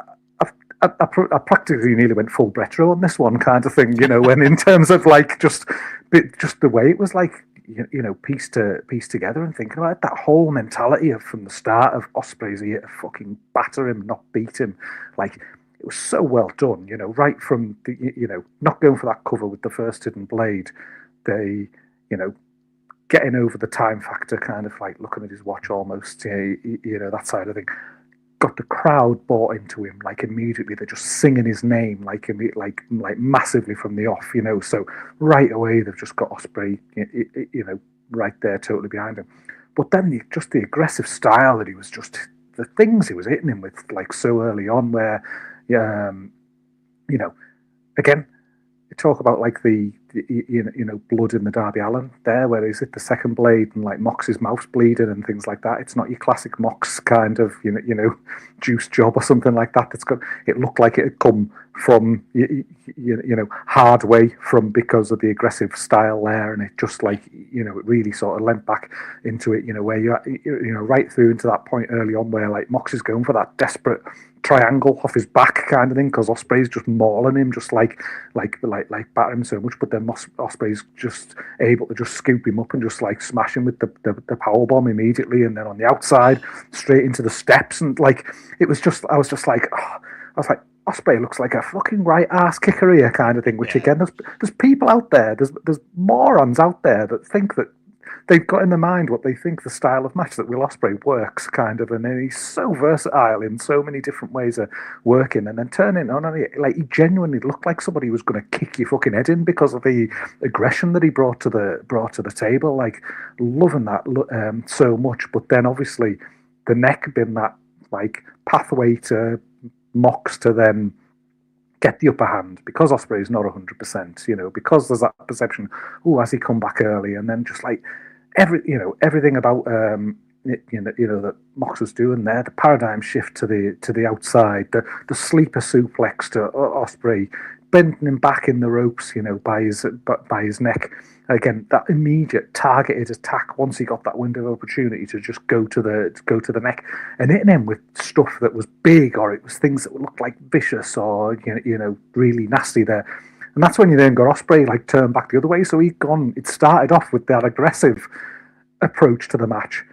Now, oh shit, I'm in a bit of trouble here kind of thing. Like Mox is going for the neck, and it was almost like default, like almost like restart the computer kind of thing. And then he's starting to hit the acrobatic aerial stuff. He's trying to hit springboards off the ropes and things like that. But because his neck's fucked, his timing's not quite there, so it doesn't quite work. Mox can be like one step ahead of him. He can counter it more so than he would. Like he was going to the top rope, wasn't he, on the apron, and then Mox managed to be there for his feet, and then I think he hit the springboard clothesline coming off there, but Mox dropped him in the air with midair with just that one big forearm shot and things. So again, he's not at 100%. Those moves that he'd normally be hitting on other people, like he's not having that same success with and coming with there. And then again, so that meant that you still had Mox on top, and everything that he's then still going for, he's still bullying him, going for pile drivers on the apron. He's back to the bulldog choke, and it was almost like it was brilliant that it was like he had him in that bulldog choke, cranking his neck, just as we heard 10 minutes gone by kind of thing. And I was like, Daddy, even that 10 minutes gone by call, as Ospreay's there fucking struggling with his neck fucking being bent back by Moxley, I was like, that's just added something to it there, almost unintentionally, that's fallen at that exact time. It just made you feel like, oh fuck, there's still half the match to go here, and Ospreay's absolutely like fucking bang in trouble here now with a dodgy neck, as we've been brought to think on TV. And then what did like Mox do immediately after that? Fucking gosh, pile driver for a 2.9 right after that 10-minute call after he's been, and I was like, the placement of that was just utter perfection, just for sort of sucking you in a bit deeper. I think obviously the match, there's still that like constant focus there from Mox, but I think there then when they if you say there the discourse about the paradigm shift and then Will hitting that instinctive hidden blade on the way down, I can see why some people would watch that and go, like kind of, he's just been hit with that. To me, it just felt like instinctive kind of thing. It felt like I've been battered. I've got like fuck, he's there, I'm there. I've got half a second to try and do something kind of thing. They're both in natural positions that you could imagine them in without doing that spot, can't you? Like Ospreay does the stand-up sell, and Moxley's gonna be sitting up, isn't he? Like, yeah. I was, and you could it's shit. That's my one chance I've got, kind of thing, to try and turn the tide of this match that's going absolutely against it. Oh, like 100%. And then you got the big double down there. So then you knew, all right, that hidden blade has fucked Mox up, kind of thing. They're almost like back to back to square one here. So then Ospreay had the window of opportunity to come back the other way, and they had that immediate strike exchange that Ospreay got the better of. You know, he's pummeling Mox in the corner. He's like, and that was it. He's like so in the zone to take this opportunity that he's now got. That's when like he pushes Paul Turner to the mat, and then he's still a nice guy at heart though. So he's like realized, oh, I was so in the zone, and he's like lifting Paul Turner up. So then like, that's when that gives Mox the chance to then hit him with that huge lariat as well. So you know, try and turn it back the other way. And again, just a little thing, small little thing, but putting that to that, then everything about that made like incredible, incredible sense. The way that was pieced through together, and then right through, you come into the finish. Obviously, Will's trying to set up that Tiger Driver, but then you can't lift him. The neck damage is there and things like that. Like, he's subtly sold that neck at various points, like through the match, in terms of the way that he's had to adjust the working style. Like, he doesn't need to be walking around going, "Oh, my neck," kind of thing. He's done it in a more subtle, thinking man's way of selling the neck in terms of his movement generally, and the way that the things that he's been able to achieve and hit, and then like not been able to hit, like hitting that power bomb, and then it's just taking him that extra second to get to Mox. 100%. That was perfect. The way that does the count out, the near count out on the outside, where he's coming back and he collapses the 8, and then it's just that last gap to for the 9. You see that done like and it almost feels nothing. It felt like it meant everything kind of when Ospreay got into the ring at the 9 there. The crowd went fucking bonkers for it. But then what happens as soon as he gets in the ring with that last gasp bit of effort to get there, Moxley's right there, the killer fucking above him, curb stomp, like right on top of him, which Ospreay then sold that brilliantly, the way that was. Obviously, a couple of paradigms for the 1, 2, 3, like. Moxley wins, and then you're like, yeah, justifiably so. And the way that this match was put together, it didn't feel like, oh, lol, Mox wins. It felt like, yeah, he did win, and he should have won, and he should have won because of the way that you've pieced this match together. And plus, it gives you the desire to want to see these two go out there and work again. You've still got that desire to see Ospreay win again because of the way that he sold there towards the end, and then the level of fire and aggression that he'd had when he was at his healthiest through that match, and definitely feels like there's something more here. And to me, it's been built so well on TV over the last couple of weeks, where we talked on the preview show, coming into it. I'm here. I just want more of this. It was brilliant. It was absolutely brilliant. Like proper, well thought out, well executed stuff, and like. Honest, hook it to my veins. I can't wait to watch it again. I can't wait, and as well because it's because they haven't gone out for 35 minutes and done it as well. Because it's a consumable amount of time that this match goes. Like, it was inspiring. Like, what a story to tell.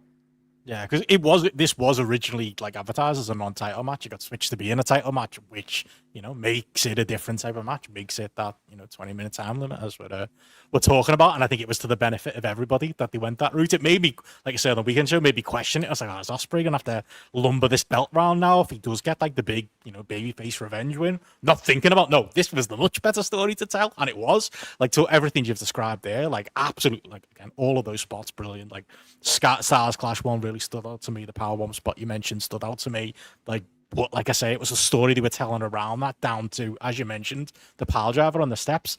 Like, really, that's the finish, isn't it? Like, the match is over then. Like, Moxley hits that, it's over. Everything that comes afterwards, it's almost epilogue in it. It's almost like postscript. It's the extra. It's just an extra bit of cinema, I guess, if you're gonna use that term for the second time of this podcast. But that extra bit of storytelling, like you say, to tell that story of Ospreay not dying, and the commentary was great. Like Danielson knowing about hit necks and hit heads and all of that, like, is brilliant in these situations. And I think it was him that said something like, Ospreay's got, I think it actually might have been Shivani, he's got back in the ring, but like at what cost? Like, or he's kicked out, but at what cost? Like, why is he still in this? Why, for this one battle, he's going to lose so much? Like, I think Danielson even says something about he gets to go to the doctors now after this match. And it was like, yeah, is it worth it? But again, the commentary hammered home the overwhelming story they told here, which was Ospreay had Moxley where he wanted him at the start of the match, but he wanted to enjoy it. He wanted to play with his food. He didn't fully go for the kill. He tried to kill him, but he didn't go for the kill as far as the match goes.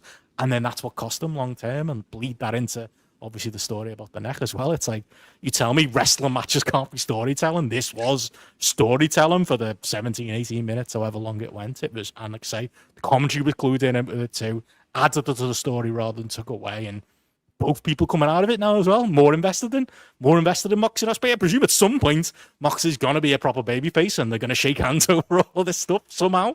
But like for right now, perfect for both where those characters are. And Ospreay's gonna have, an uphill climb if he's gonna main event Wembley, for example, at the end of the year as well. But that's the type of story he loves telling too, where he loses these types of matches actually quite often when you look at his record. But perfect for where he is in the world too. It was just brilliant, mate.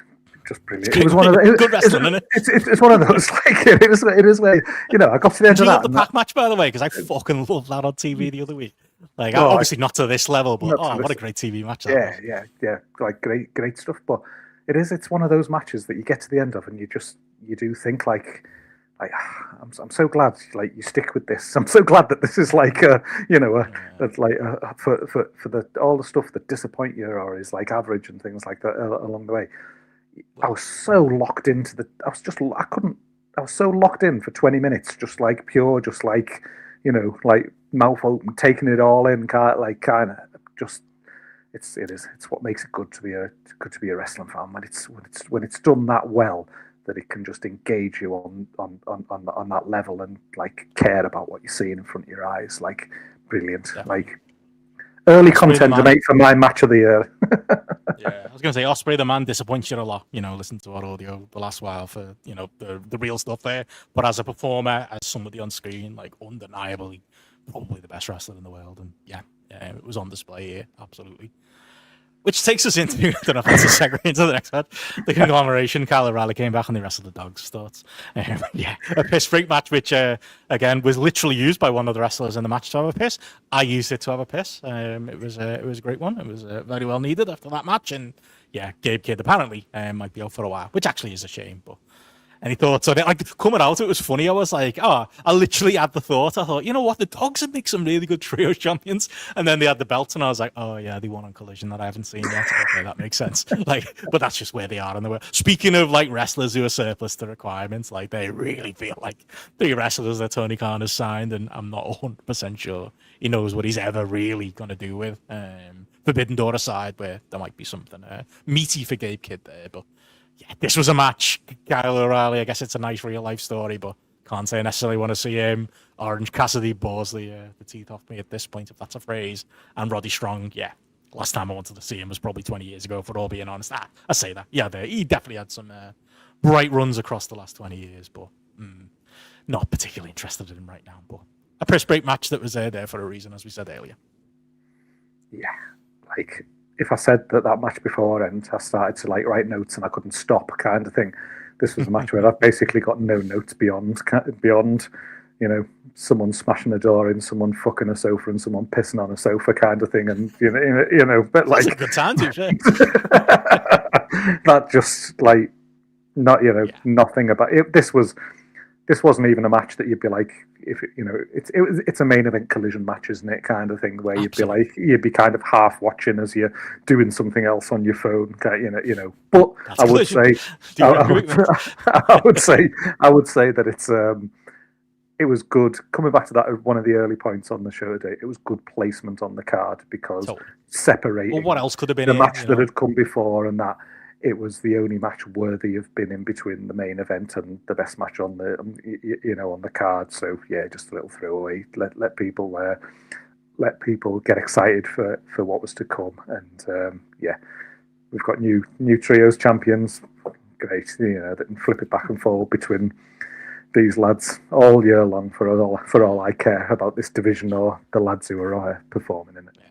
And I think that's okay if it's just the trios belt you do it with. Like if there weren't so many other belts where that can potentially happen as well. But if there was just this one set of belts there, it was whatever. There's a new trios team. Like it's just an excuse to do 6-man tags on Collision. I can live with it, but yeah. I do see Andy's point there as well. But yep, that existed, but it took us into our main event, which was MJF and Kenny Omega as we mentioned earlier, spoilers, MJF going over here, but yeah, we talked about it and was definitely last minute, a lot of activity on our Discord of conversation of maybe Kenny could be, cashing his chips in here, seeing it as his last big year in wrestling, might explain why it really feels like he's been shoehorned into the world title scene. Like, start of the year, if you'd have told me he was going to be doing, speaking of the trios tags with the Bucks, I'd have believed you. But very clearly, there's been a step change in his utilization over the last while. The whole thing with Swerve, literally just saved doing this. No Swerve on the pay-per-view, as we mentioned earlier as well. But yeah, it gave us main event Kenny Omega right down to the entrances here. Like MJF is MJF, but Kenny coming out looking like $1,000,000 it was great to see. We talked about it on weekend shows. People who aren't patrons or didn't hear, Kenny hasn't had every week be great for him, especially when it comes to stuff on the mic. But I think he had a good go home promo that also made me believe a little bit more that he could potentially be winning here. And by the time I came to the match, I was fantasy booking it going, maybe Kenny does go over, and maybe all in complications, and maybe it ends up being Kenny and Ospreay or a Kenny and MJF rematch or something like that. And yeah, unfortunately that didn't happen, but we got there through the match itself, which maybe a touch long for me at this point in the night. I've gone back and rewatched it today as well, but told a good story. It was very, there were elements of the match where you go, okay, that's an MJF idea, and there were many elements of the match where you go, okay, that's very clearly a Kenny idea in there too. And obviously MJF going after the midsection was always something you were going to get. Felt like that brought out a different side of Kenny. There was a point in the match where, he was just laying on MJF with just digs, but it was almost mean. It was he was spitting at him and stuff, like right in his face. I was like, fucking hell, Kenny, like, you're the babyface here. What are we doing? Like, the crowd almost didn't know how to react to that. It was almost like, bloody hell, Kenny, calm down. Again, speaking of the story we told in the other match, it ended up being his undoing, and obviously, the ringer being used there, and the great looking tombstone spot of where it almost felt like Kenny lifted himself into that tombstone on the apron. I was rewinding that back before, watching it a million times, and obviously, yeah, that leads to his downfall on the way there. Like I say, it took a million things to kill Kenny, but he also gave a lot to MJF. We haven't, as the commentary pointed out, a full kick out of the One-Winged Angel. We kind of got it here, but with quite a lot of time taken for the referee to get out there as well. So yeah, they laid it all out there. Came out of it with, yes, another MJF win, but also came out of it thinking, maybe Kenny's not done as a main event player, and maybe, yeah, there might be a rematch here, or there might be another story to be told with Kenny in this position. But yeah, I thought it was a lot better than it was the collision match we were talking about. Maybe a little bit of fat on it, but there was a bigger story they were trying to tell you, and I thought they overall told it well. What say you, Gareth? I've only watched it once and only finished watching it 7 minutes before we jumped on the show today. I don't know if I was wrapped up in the joy of the Moxley Ospreay match too much, maybe, I don't know, but I didn't love this. I thought it was sort of functional and indulgent rather than compelling, I think, for me, having been absolutely captivated by that Moxley Ospreay match and just sucked in. This is one that it didn't do that to me. It felt a bit like, maybe the match length going 40 minutes was something that, I think on the preview show we had that kind of realization of, oh fuck, this is going 40 minutes, isn't it? Because MJF's got to prove that he can hang with Omega, and then if you're saying, okay, well, did the match deliver for what a 40-minute match should be in order to be tippy top level stuff that captivates you for a full 40? I don't think it did. It did lose my attention at big points. I think early on in the match, it felt like, I don't know, it felt like stuff was just happening, kind of thing. I don't know. Structurally, it felt a little bit back and forward, or the placement and stuff that early on, I was it was letting my mind drift, kind of thing, rather than letting me feel like these, this is something there that it's sucking you in, and you can see why they're doing that. It almost just felt like they're just little kind of like spots together kind of thing, the little piece, and that maybe just didn't feel like they had that connective tissue between them. Sorry, that's a Chris LeMay line I'm stealing there off Graps and Claps there, but it just didn't feel like it had it had that going on. I think there was probably it maybe turned a bit like when I think after Kenny had sort of hit that Ibushi moonsault to the outside, and then he started to sell his stomach a lot more from that point of view after like MJF had got his knees up earlier. It felt like maybe that's when things progressed and started to have something that you kind of, I felt like it had a bit more consequence and a bit more like meaning to suck you into it. But then you still had like MJF's worst sensibilities were coming on, like, you know, where he's hitting him in the stomach and he's like shouting, you know, you piece of shit, you know, does your stomach hurt? And I'm like, if we've got to spell this out for the fucking morons in row Z or something like that kind of thing, like we can see what's going on there. You know, it felt like it just had everything about it with that just makes you feel like MJF's worst sensibilities sort of building into that. I think there was a sort of a period where you had like Kenny rallying for the win after that, where, you know, he landed a nice sort of knee in the head after MJF came up looking for like a Panama Sunrise. I think he was going for that. That looked great. Then obviously he then climbed the ropes and just about got him up for that one-winged angel from the top, which then, like, you know, there was a good sell on that, and Kenny's obviously too weak to cover him and, you know, get the pin sort of thing. So with MJF rolling to the floor, that was something that worked and set up. But then after that, I felt it sort of like lost its way a bit, you know, where you had like MJF going for that crossroads and then counting it into the crossroads that he hit and things, and I don't know, that just didn't quite work for me. And then like obviously getting into sort of the bullshit with the ball shot and the diamond ring at the end and things like that as well. Like I was just like, is that the best finish that we can come up with here? Kind of thing. Come on. You know, is that how you know? He struggled, didn't he? He couldn't find it in his pocket. the level of thought though after like a 40-minute match kind of thing is to be that's our way out of this sort of thing. It just felt a bit like yeah, this is what you'd expect from MJF here as well. So I don't know. Like I've been excited about Kenny's return and the physical shape that he's in and the sort of the physical interactions that he's had up to this point. But then this match, maybe I had probably maybe more from Kenny, in my mind of what he could have achieved here. And I kind of hoped he was going to pull MJF up to a bit more of a level than he did here. And a lot of the stuff just felt a bit generic to me. Like I've written 3.75, and I think I'm talking myself into 3.5 here, kind of thing for what it is. It just felt like a very if this match could have been on a WWF pay-per-view, WWE pay-per-view for me. This could have been Seth Rollins in there and someone like having Roman Reigns isn't taking a one-wing angel. This type of match. Yeah, one spot in fucking nearly an hour. And the tombstone, in fairness.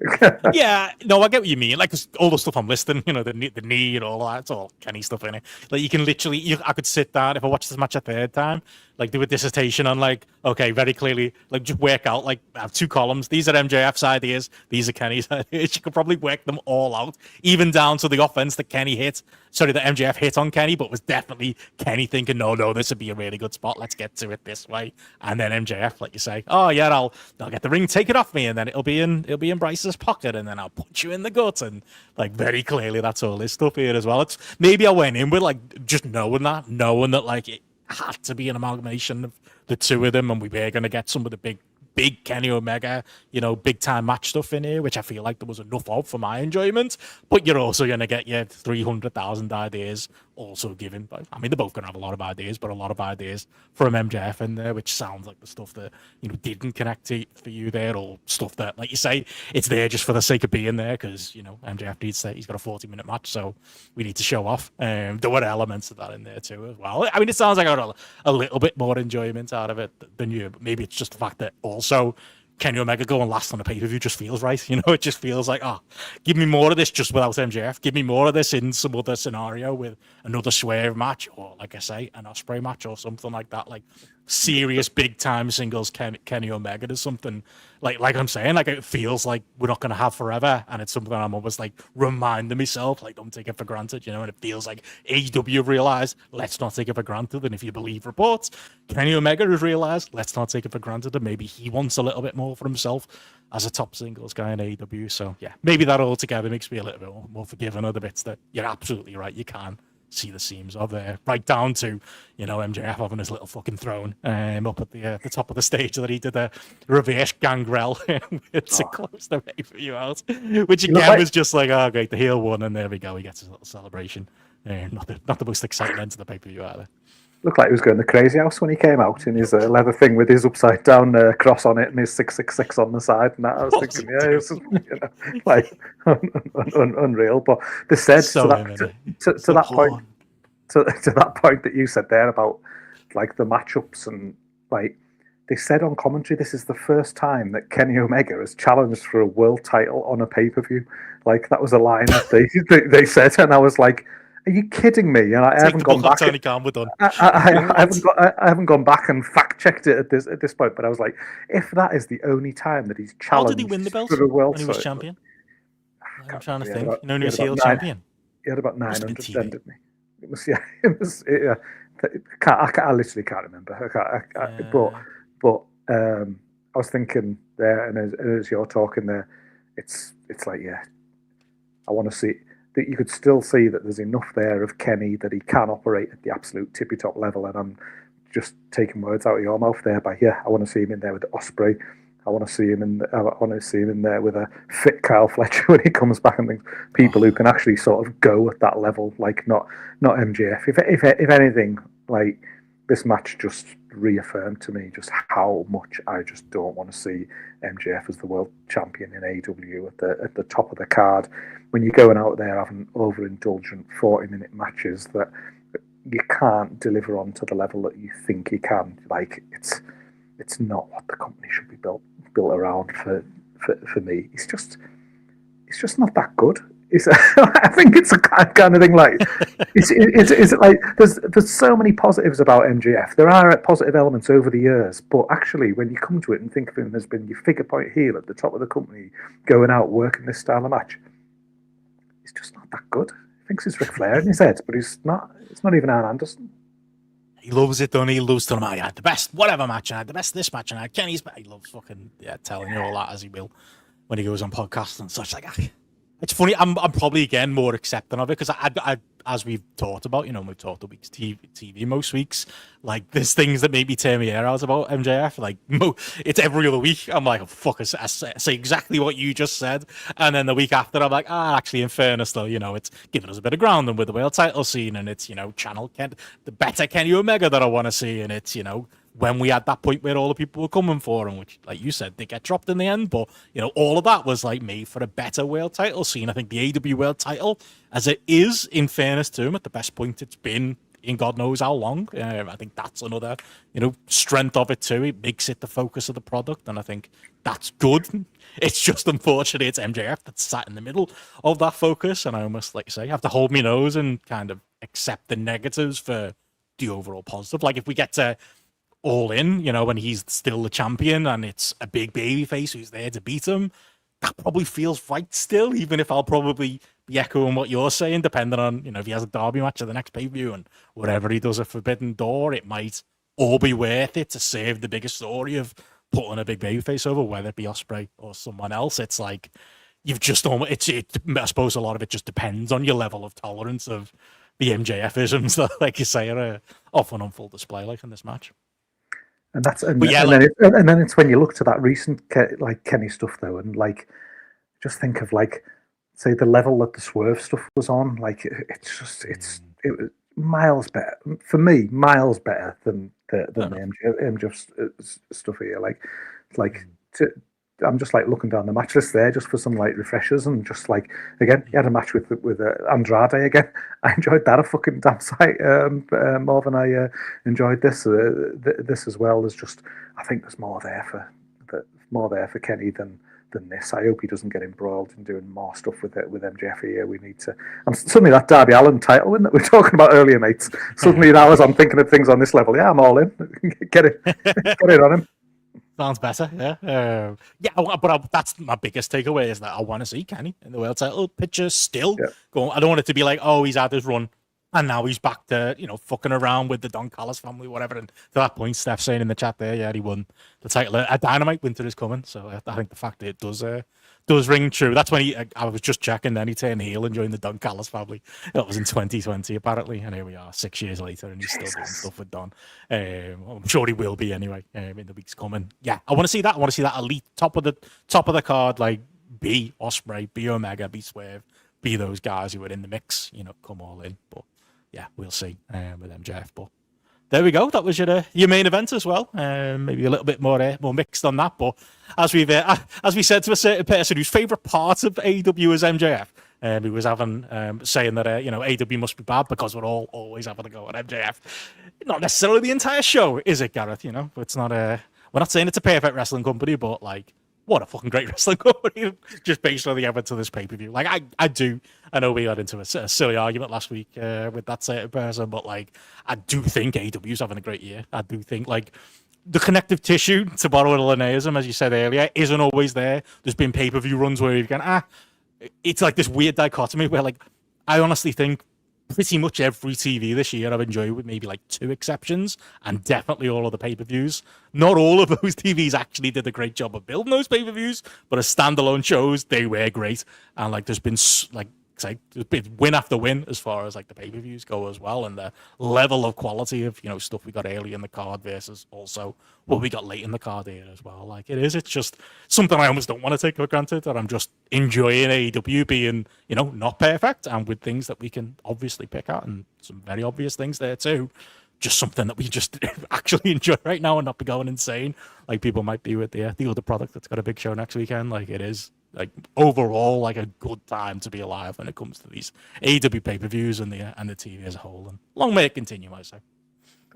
Definitely. And I think any time that you can kind of just take a pay-per-view like this, that in essence is a B pay-per-view. We talked about on the previous show, a lot of the matches didn't necessarily have a huge amount of build. Some of them were quite like late in the day things, but imagine if that Bucks versus Okada Kesha match was on WrestleMania. People would be losing their minds over it. Kind of, it would easily, it would be an all-time WrestleMania match or something. People would be talking about. It's it wasn't even the best match on this show, and but it was still a fantastic, a fantastic match. Comparable. When you throw other things into the mix there, obviously I've waxed lyrical about the Moxley Ospreay stuff. If you throw in like the Andrade Darby Allin that's just pieced together here, of the level like the FTR cage match was at, that main event's going to be from people more than it was for me. That Tekla Jamie Hayter match is more for me than it was for other people as well. You're talking like 4 or 5 matches there across the pay-per-view. That's like really good, high level, like decent stuff, which again, yeah, absolutely can't knock. And that's where sometimes you just have to take that step back with AEW, and we can criticize a million different things. We can get disappointed that things aren't better, but like, fuck me, I'm glad it exists in this world that I can sit down and watch a fucking wrestling pay-per-view in 2026 and come out of it and be genuinely excited and passionate about 4 or 5 matches that have been on the card, because the alternative is you don't get that. Very, very true. Well, speaking of that alternative, obviously I'll be on with Matty tomorrow on the Grapple Live previewing WrestleMania. So I'll save. There's a couple of news stories WWE adjacent that I'll save for that. Unless you had strong thoughts on Monday Night Raw or WWE's new what's it called, WWE Club or Fan WWE or whatever it's called, their membership scheme. I just assume you've signed up already to get yourself some cheap tickets for next year's WrestleMania in Saudi Arabia. But maybe we'll talk more about that with Matty. Yeah, I'm sure Raw. I'm sure Raw was great, and I'm sure that that discount's not big enough to make the tickets worth the paper they're printed on either. So yeah, hey, 42,000 today, mate. Lofty heights. They're almost a full Goodison. Not quite, but almost. They might get there, fingers crossed. The biggest wrestling company in the world, but fingers crossed they'll get there. Good luck, lads. But yeah, more on that tomorrow with Matty. But I'm just going to throw at you a couple of the AEW news and notes. Tony Khan had his typical post-show scrum. There wasn't much in there other than to confirm Gabe Kidd's injury, and obviously confirm there's been a few changes to the card as well. They did announce that obviously the Dynamite coming up this week is a Spring Breakthrough edition, and what it means is that now Collision has moved to Thursday, because yes, it does not make any sense as much as we can make fun. We've had it happen a couple of years in a row, haven't we? We're like, that's Saturday, where we're all like, okay, what have I got to watch tonight? Spring Break, there's the WrestleCon. Oh, and there's fucking Collision. Like, why is Collision on? Like, or it'll be like, there was years, wasn't there, when it was running head to head with like ROH Supercar when that used to be Mania weekend, but better heads there prevailed, and it's going to be this Thursday. So I think that's a very, very good shout from AEW. And yeah, the only other AEW related news, if you had any takes on any of that, is that we have got a replacement main event now for the WrestleCon show, which we'll be talking about as the week goes on. And obviously, we had obviously Will Ospreay in the news this week, being quite vocal about TNA and them making sure that the Leon Slater and Ricochet match couldn't happen. Instead, now we do have as the WrestleCon main event, basically a rematch from Forbidden Door, I think it is, last year, and maybe even the pre-show to Forbidden Door last year. But hey ho, still a match people will be looking forward to, which is the Demand versus Jet Speed and Michael Oku. So the lovely Tony Khan trying to make things right for the good people at WrestleCon and their tribute show, which maybe somebody at TNA needs to learn. But yeah, any thoughts on any of that, mate?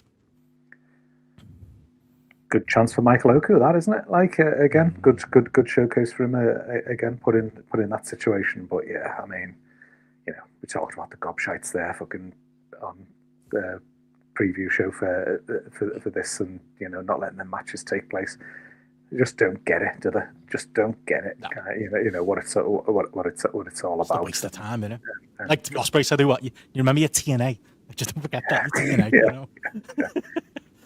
Unreal, but yeah, I can't say I've got huge thoughts on much of that news that you're putting out there. How long's Gabe Kidd out for? Did he say? Looks like a long one. They haven't said that. They haven't given any exact, but it looks like it's a relatively serious one. And back in my day, pop the shoulder, pop it back in, get working again. Come on, mate, get going. But it doesn't look good, based on what Tony said. But it's a shame. Because he would be, I'm presuming, if it is, longer than, say, Forbidden Door, which, again, we don't know when it is, like, he would be a key part of that with his little AEW t-shirt he was wearing on the last fantastic New Japan Dominion show. So, yeah, that is a bit of a shame. And definitely the one with the most upside out of the dogs as well, from a TV presence point of view and things like that. 100 million miles ahead of the other two. So that's a shame there. And like I say, the only other stuff I said, because some WWE news I'll go through with Matty tomorrow. You should watch. I'm going to mention it to Matty. Have you seen the I can't believe these words are coming out of my mouth, Gareth. But the El Grande Americano angle he did in AAA, it's fucking got you written all over it. It's so good. Like they have this brawl, the two fake Grande Americanos, and they're just literally trying to kill each other, like flying headbutts, and like the brawl never stops, and the crowd are going crazy. The news story was they've set up the Mass versus Max match, and it's not happening at WrestleMania as the headline. It's happening in Mexico in May, which is exactly where that should take place. Somehow the Undertaker is this great buckler of lucha, or at least middle and buckler of lucha. But check it out if you haven't already. But a good news story there that they're doing it where the actual heat is. Give him Paul's job. Sounds good, that. Oh, we'd fucking hate that. But yeah. Outside of that, like I say, I've got Gabe Stevenson's going to UFC, so maybe mine and Batty's bet is still on. Apparently he's going to be on a UFC pay-per-view, or whatever they call it these days, coming up as well. But I'll be chatting about that with Batty tomorrow, which, as I say, we do have, obviously, daily coverage through the week. Tomorrow's show, the live, will be free on YouTube. We are, hoping that people will want to join us for the rest of the week as well. But yeah, me and Matty will be, of course, previewing everything WrestleMania, or I guess everything WWE across the upcoming week. So we'll talk a bit of Hall of Fame. We'll obviously talk the couple of WrestleMania nights, as well as, I guess, SmackDown if we have to on Friday too, as well as all of the news going on across this GRAPPLMania week. And then, yeah, after that, of course, me and JP will be on the Patreon exclusive for our patrons and YouTube members, and live for our live patrons and live YouTube members for the, we're calling it the GRAPPLMania weekend show this year. Then I'll be back for Grapple Live with Andy Ogden on Friday, also Patreon and YouTube member exclusive. And then on Saturday, me and you will be jumping on the live for patrons and YouTube members as well, talking everything that you've seen through the weekend. Then, yeah, we'll be back for Spotlight next week, live for our patrons and YouTube members, and with audio to follow, with Matty Mania audio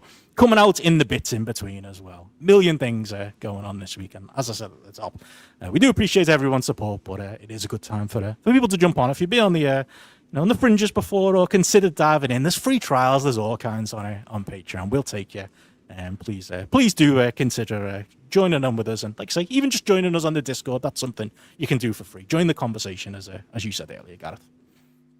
Yeah, definitely. There's no better time, like you say. If you've ever been on the fence, this is where you're going to get the most content, the best content, and then able to just jump into that Discord there and just have a good chat with lots of different opinions that don't have to be Twitter pills or anything like that, really. People with some good perspectives going on in our Discord. Yeah, plenty of people who've got the right opinions about WWE, and plenty of people who've got the wrong opinions about WWE. And I look forward to those worlds colliding over the course of WrestleMania. I was about to say, we don't sell it enough, but like Michael Hamflett has quit Twitter for those fans of Benno and Hamflett or What Culture, and his safe space to talk about wrestling is our Discord. We're very privileged to have Michael. But yeah, he might be one of those people this guy's with all love to Michael. I often agree with him. Don't worry, I'd tell him. Sometimes I disagree.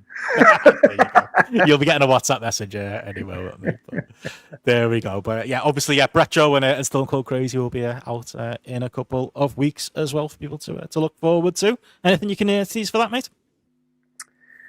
Yeah, I mean, with Stone Cold, so obviously we do that on a month-by-month basis. So yeah, the second episode of Stone Cold Crazy, we're going to be, it's on a month-to-month basis. So we're just going to be looking at April 1996. So following on from the last show where we'd had the Savio Vega match at WrestleMania, we're just looking at the progression of that feud throughout April, and just look at how the Steve character sort of still fitting in as a member of the $1 Million Corporation there, randomly getting involved in things with Shawn Michaels on Raw, and then, you know, the Savio Vega stuff developing as we work towards the Caribbean strap match, which don't think we get to this month. We'll get to, I think, the following month. But you know, you can always jump on Benno and Hamflett if you want to hear about that one a bit sooner. And then in terms of retro,